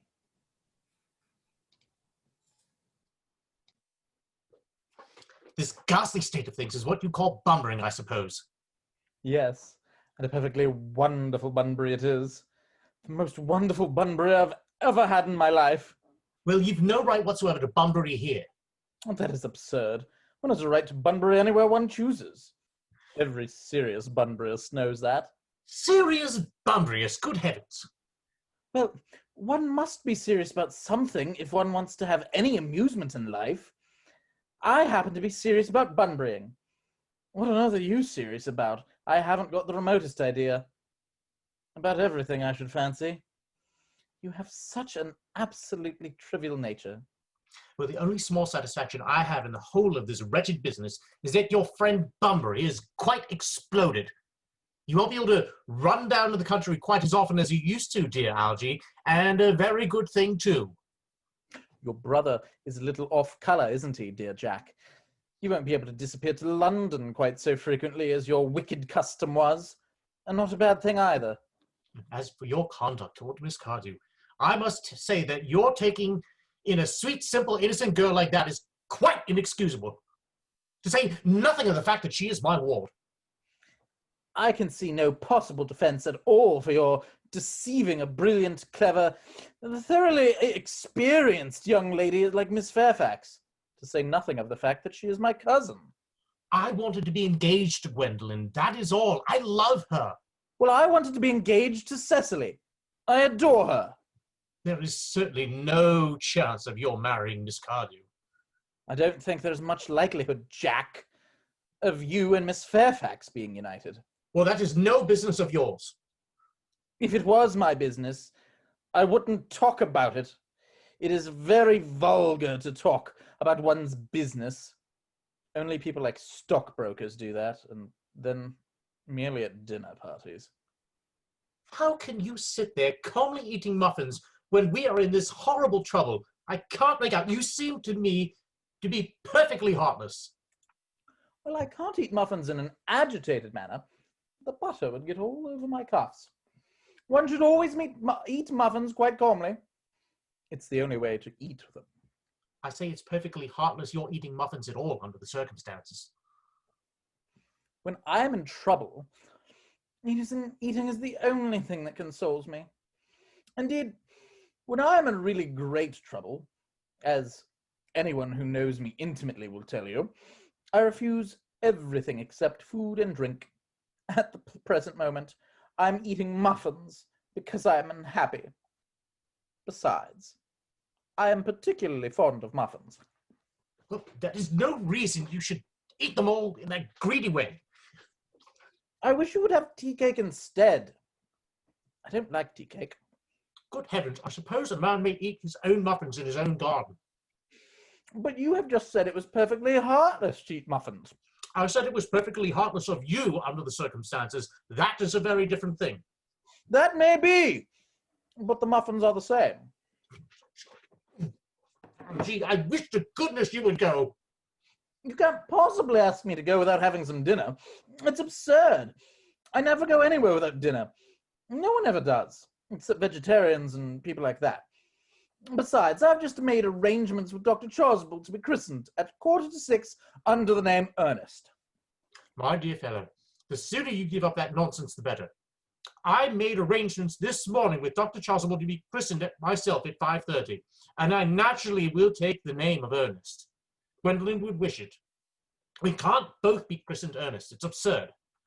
Besides, I have a perfect right to be christened if I like. There is no evidence at all I have ever been christened by anybody. I should think it extremely probable I never was, and so does Dr. Chasuble. It is entirely different in your case. You have been christened already. Yes, but I haven't been christened for years. Yes, but you have been christened. That is the important thing. Quite so. So I know my constitution can stand it. If you are not quite sure about having ever been christened, I must say I think it rather dangerous you're venturing on it now. It might make you very unwell. You can hardly have forgotten that someone very closely connected with you has been very nearly carried off this week in Paris by a severe chill. Yes, but you said yourself that a severe chill was not hereditary. It usedn't to be, I know, but I dare say it is now. Science is always making wonderful improvements in things. That is nonsense. You are always talking nonsense. Jack, you are at the muffins again. I wish you wouldn't. There are only 2 left. I told you I was particularly fond of muffins. But I hate tea cake. Why on earth, then, do you allow tea cake to be served up for your guests? What ideas you have about hospitality. Algernon, I have already told you to go. I don't want you here. Why don't you just go? I haven't finished my tea yet. And there's still one muffin left.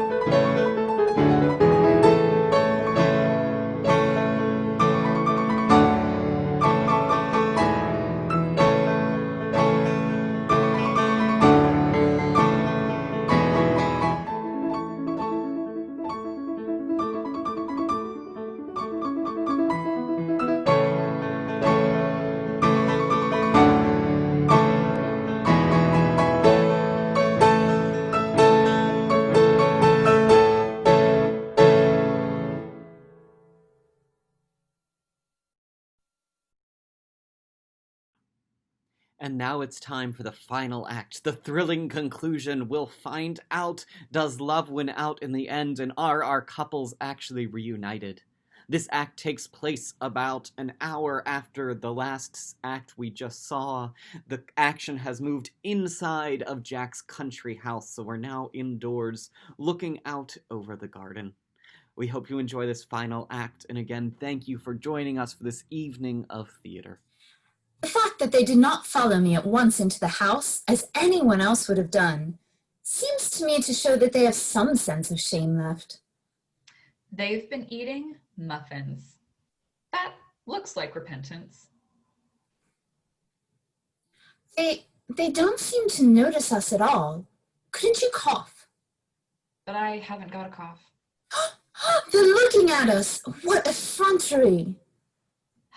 They're approaching. That's very forward of them. Let us preserve a dignified silence. Certainly. It's the only thing to do now.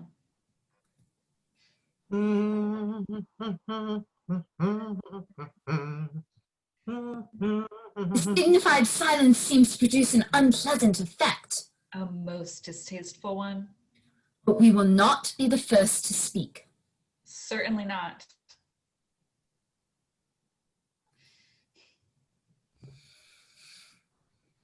Mr. Worthing, I have something very particular to ask you.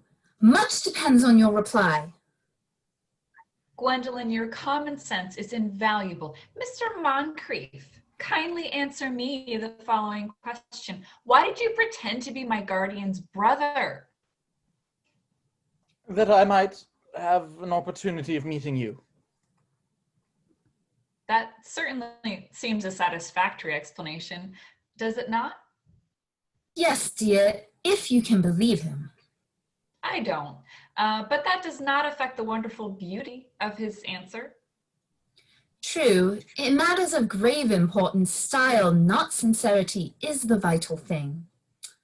Mr. Worthing, what explanation can you offer to me for pretending to have a brother? Was it in order that you might have an opportunity of coming up to town to see me as often as possible? Can you doubt it, Miss Fairfax? Well, I have the gravest doubts upon the subject, but I intend to crush them. This is not the moment for German skepticism. Their explanations, Cecily, appear to be quite satisfactory, especially Mr. Worthing's. That seems to have the stamp of truth upon it. I am more than content with what Mr. Moncrief said. His voice alone inspires one with absolute credulity. And you think we should forgive them? Yes. I mean, no. True. I had forgotten. There are principles at stake that one cannot surrender. Which of us should tell them? The task is not a pleasant one. Could we not both speak at the same time? Oh, an excellent idea. I nearly always speak at the same time as other people. Will you take the time for me? Certainly. Your Christian names are an insuperable barrier. That is all. Our Christian names? Is that all? But we are going to be christened this afternoon. For my sake, are you prepared to do this terrible thing? I am. To please me, are you ready to face this fearful ordeal? I am. Oh, how absurd to talk of the equality of the sexes. Where questions of self-sacrifice are concerned, men are infinitely beyond us. We are. They have moments of physical courage, of which we women know absolutely nothing. Oh, darling. Darling. Ahem, ahem. Lady Bracknell. Good heavens. Gwendolyn, what does this mean? Merely that I am engaged to be married to Mr. Worthing, Mamma. Come here, sit down immediately. Hesitation of any kind is a sign of mental decay in the young and of physical weakness in the old.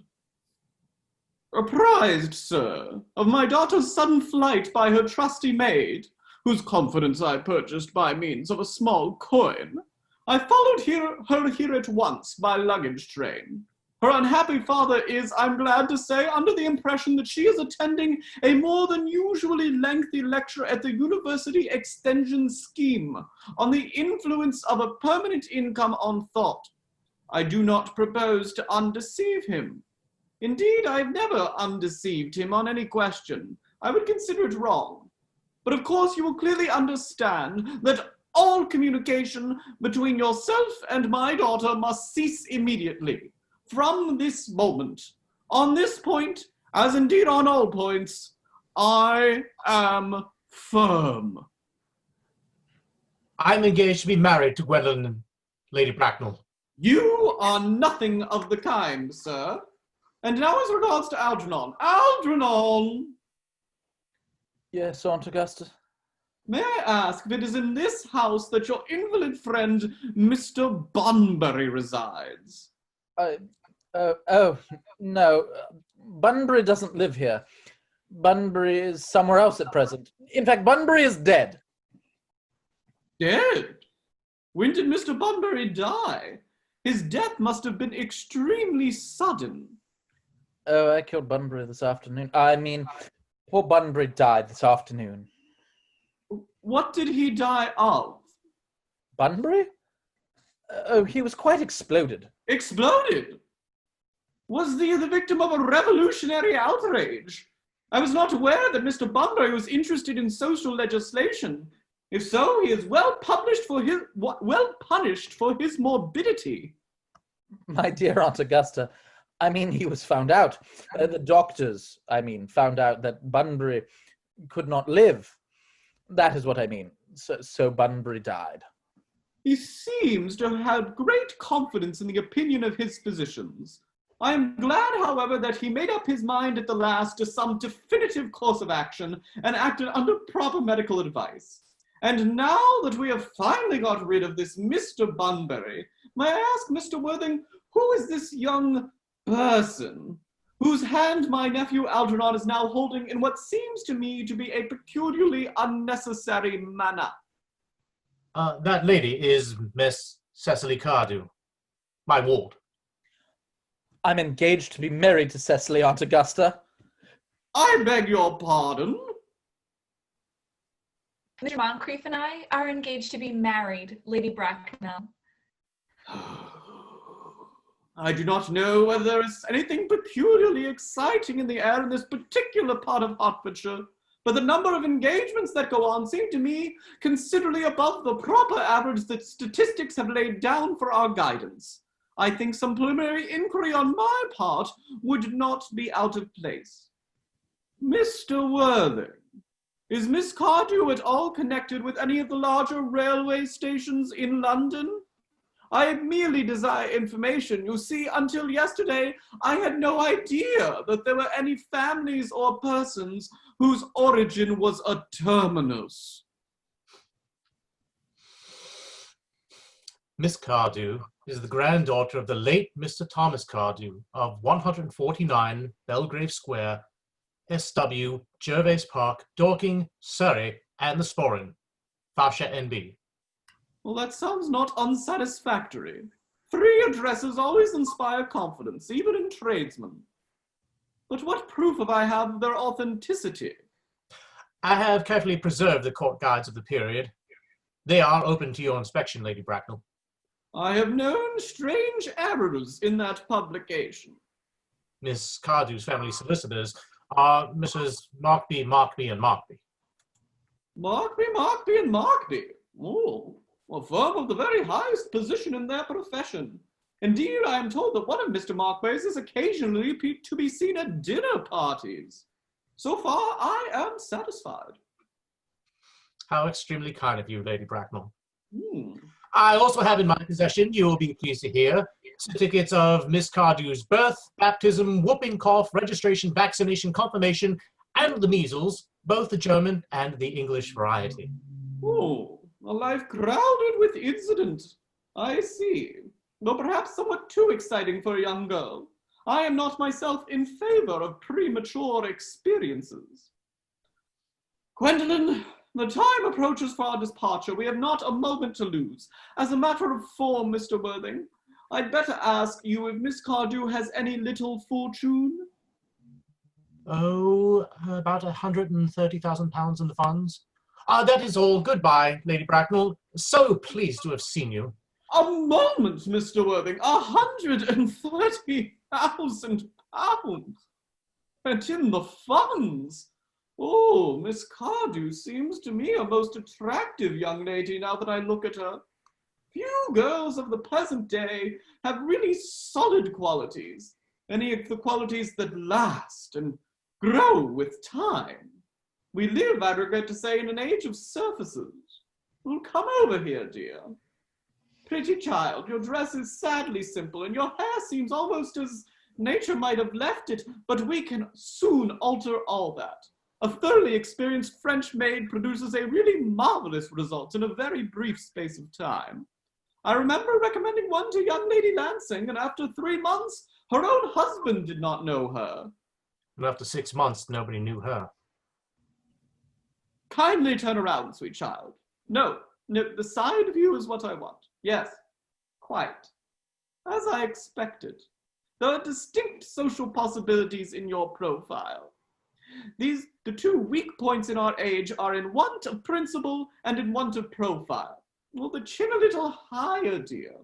Style largely depends on the way the chin is worn, and they are worn very high at present. Algernon. Yes, Aunt Augusta. There are distinct social possibilities in Miss Cardew's profile. Cecily is the sweetest, dearest, prettiest girl in the whole world. I don't care 2 pence about her social possibilities. Never speak disrespectfully of society, Algernon. Only people who can't get into it do that. Dear child, of course you know that Algernon has nothing but his debts to depend upon. But I do not approve of mercenary marriages. When I married Lord Bracknell, I had no fortune of any kind, but I never dreamed of that standing in my way. Well, I suppose I must give my consent. Thank you, Aunt Augusta. Cecily, you may kiss me. Thank you, Lady Bracknell. You may also address me as Aunt Augusta in the future. Thank you, Aunt Augusta. The marriage, I think, had better take place quite soon. Thank you, Aunt Augusta. Thank you, Aunt Augusta. To speak frankly, I am not in favor of long engagements. They give people the opportunity of finding out each other's character before marriage, which I never think is advisable. I beg your pardon for interrupting you, Lady Bracknell, but this engagement is quite out of the question. I am Miss Cardew's guardian, and she cannot marry without my consent until she comes of age. That consent I absolutely decline to give. Upon what grounds, may I ask? Algernon is an extremely, I may also almost say, ostentatiously eligible young man. He has nothing, but he looks everything. What more can one desire? It pains me very much to have to speak frankly to you, Lady Bracknell, about your nephew, but the fact is I do not approve at all of his moral character. I suspect him of being untruthful.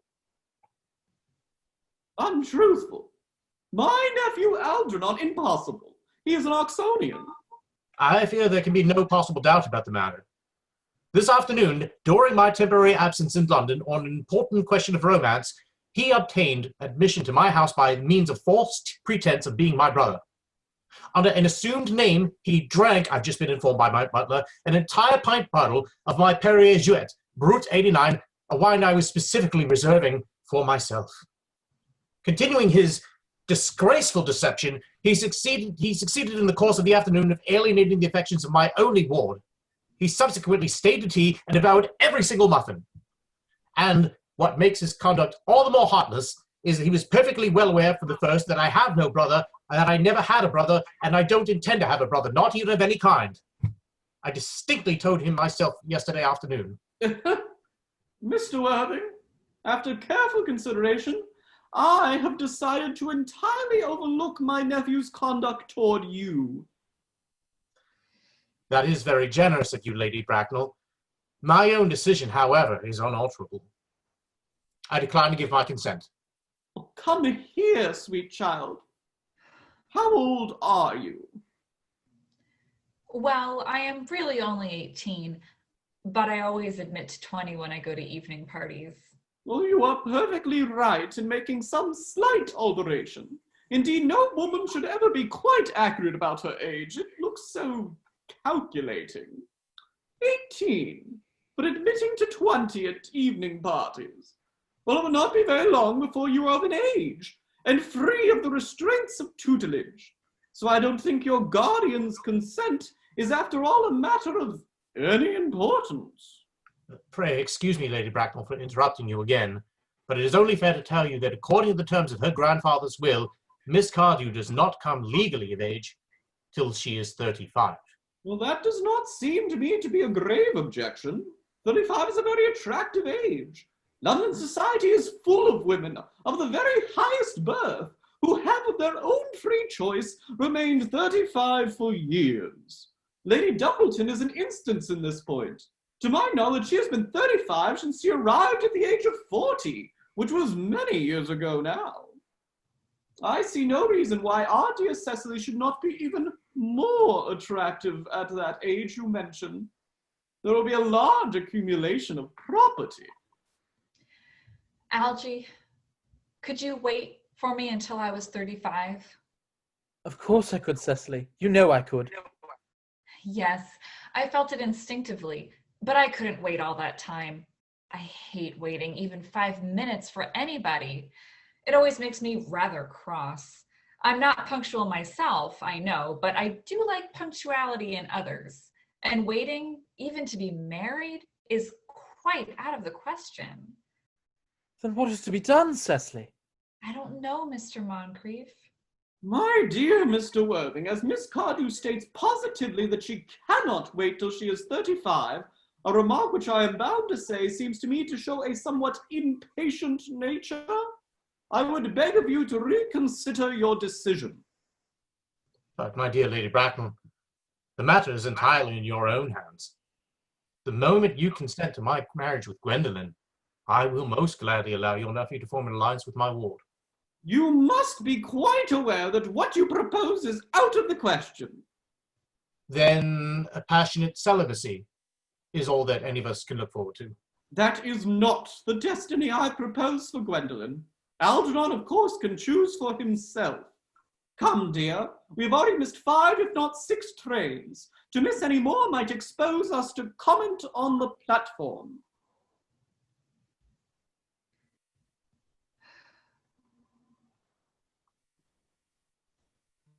Everything is quite ready for the christening. The christening, sir? Is that not somewhat premature? Both of these gentlemen have expressed a desire for immediate baptism. At their age, the idea is grotesque and irreligious. Algernon, I forbid you from being baptized. I will not hear of such excesses. Lord Bracknell would be highly displeased if he learned that this was the way in which you wasted your time and money. Am I to understand, then, that there are no christenings at all this afternoon? I don't think that as things are now, it would be of much practical value to either of us, Dr. Chasuble. I am grieved to hear such sentiments from you, Mr. Worthing. They savor of the heretical views of the Anabaptists, views that I have completely refuted in 4 of my unpublished sermons. However, as your present mood seems to be one peculiarly secular, I will return to the church at once. Indeed, I have just been informed by the pew opener that for the last hour and a half, Miss Prism has been waiting for me in the vestry. Miss Prism? Did I hear you mention a Miss Prism? Yes, Lady Bracknell. I am on my way to join her. Pray allow me to detain you for a moment. This matter may prove to be of vital importance to Lord Bracknell and myself. Is this Miss Prism a female of repellent aspect remotely connected with education? She is the most cultivated of ladies, and the very picture of respectability. Oh, it is obviously the same person. May I ask what position she holds in your household? I am a celibate, madam. Miss Prism, Lady Bracknell, has been for the last 3 years Miss Cardew's esteemed governess and valued companion. In spite of what I hear of her, I must see her at once. Let her be sent for. She approaches. She is nigh. I was told you expected me in the vestry, dear Canon. I've been waiting for you there for 1 hour and 3/4. Prism? Come here, Prism. Prism! Where is that baby? 28 years ago, Prism, you left Lord Bracknell's house, number 104 Upper Grosnova Street, in charge of a perambulator that contained a baby of the male sex. You never returned. A few weeks later, through the elaborate investigations of the Metropolitan Police, the perambulator was discovered at midnight standing by itself in a remote corner of Bayswater. It contained the manuscript of a 3-volume novel of a more than unusually revolting sentimentality. But the baby was not there. Prism? Where is that baby? Lady Bracknell, I admit with shame that I do not know. I only wish that I did. The plain facts of the case are these. On the morning of the day you mention, a day that is forever branded on my memory, I prepared as usual to take the baby out in its perambulator. I had also with me a somewhat old but capacious handbag in which I had intended to place the manuscript of a work of fiction that I had written during my few unoccupied hours. In a moment of mental abstraction for which I can never forgive myself, I deposited the manuscript in the bassinet and placed the baby in the handbag. But where did you deposit the handbag? Do not ask me, Mr. Worthing. Miss Prism, this is a matter of no small importance to me. I insist on knowing where you deposited the handbag that contained that infant. Oh, I left it in the cloakroom of one of the larger railway stations in London. What railway station?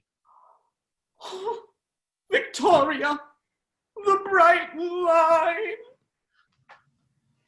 I must retire to my room for a moment. Gwendolyn, wait here for me. If you are not too long, I will wait for you all my life. What do you think this means, Lady Bracknell? I dare not even suspect, Dr. Chasuble. I need hardly tell you that families of high position, strange coincidences are not supposed to occur. They are hardly considered the thing.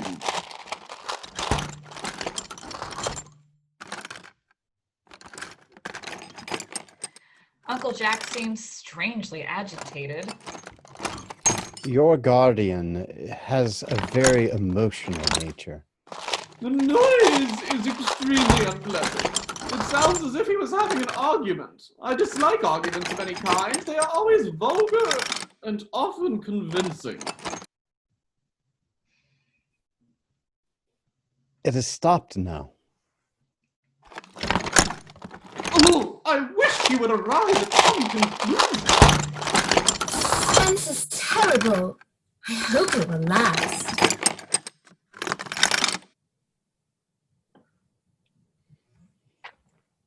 Is this the handbag, Miss Prism? Examine it carefully before you speak. The happiness of more than one life depends on your answer. Yes, it appears to be mine. Yes, here is the injury it received through the upsetting of a Gower Street omnibus in younger, happier days. And here is the stain on the lining caused by the explosion of a temperance beverage, an incident that occurred at Leamington. And here, on the lock, are my initials, I had forgotten that in an extravagant mood I had them placed there. Oh, the bag is undoubtedly mine. I am delighted to have it so unexpectedly returned to me. It has been a great inconvenience being without it all these years. Miss Prism, more is restored to you than this handbag. I was the baby you placed in it. You? Yes. Mother! Mr. Worthing, I am unmarried. Unmarried? I do not deny that that is a serious blow, but after all, who has the right to cast a stone against one who has suffered? Cannot repentance wipe out an act of folly? Why should there be one law for men and another for women? Mother, I forgive you. Mr. Worthing, there is some error. There is the lady who can tell you who you really are. Lady Bracknell, I hate to seem inquisitive, but would you kindly inform me of who I am? Though I'm afraid the news that I have to give you will not altogether please you. You are the son of my poor sister, Mrs. Moncrief, and consequently, Algernon's elder brother.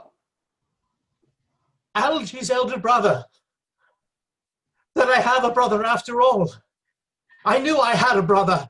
I always said I had a brother. Cecily, how could you have doubted I had a brother? Dr. Chasuble, my unfortunate brother. Miss Prism, my unfortunate brother. Gwendolyn, my unfortunate brother. Algy, you young scoundrel, you will have to treat me with more respect in the future. You never behaved to me like a brother in all your life. My dear, you're muted. Not until today, old boy. I must admit I did my best, however, though I was out of practice. My own. But what own are you? What is your Christian name now that you have become someone else? Oh, good heavens. I had quite forgotten that point. Your decision on the subject of my name is irrevocable, I suppose. Oh, I never change, except in my affections. What a noble nature you have, Gwendolyn. Then the question had better be cleared up at once. Aunt Augusta, a moment. At the time when Miss Prism left me in the handbag, had I been christened already? Every luxury that money could buy, including christening, had been lavished on you by your fond and doting parents. Then I was christened. That is settled. Now, what name was I given? Let me know the worst. Well, being the eldest son, you were naturally christened after your father. Yes, but what was my father's Christian name?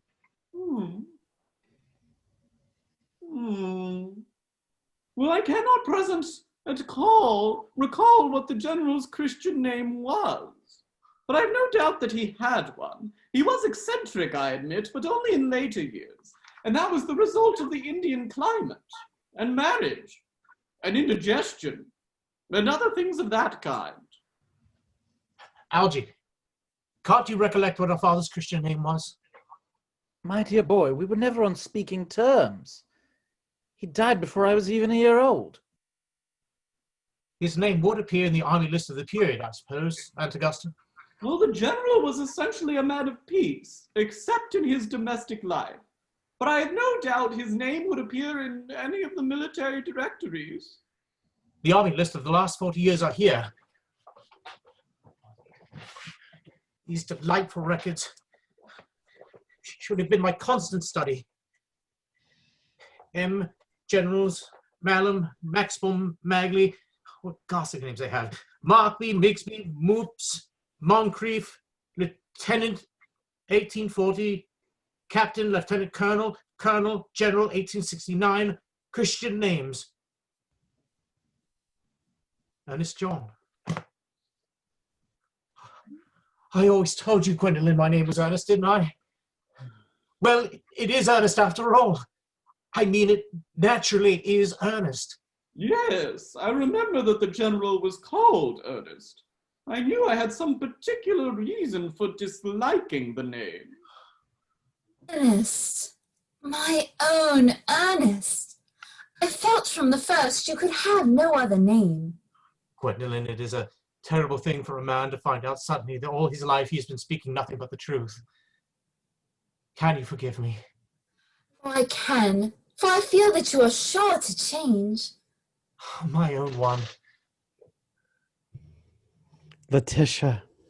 Frederick, at last! Cecily, at last. Gwendolyn, at last. My nephew, you seem to me to be displaying signs of triviality. On the contrary, Aunt Augusta, I've now realized for the first time in my life the vital importance of being earnest.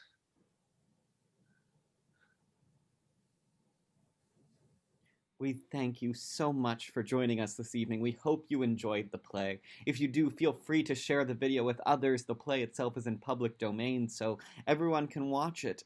This will be up in perpetuity now, so whenever you want to come back for a laugh, we're always here for you. Again, if you feel the urge to donate, you can donate through the button below on Facebook or by visiting www.redemptionphiladelphia.org/donate.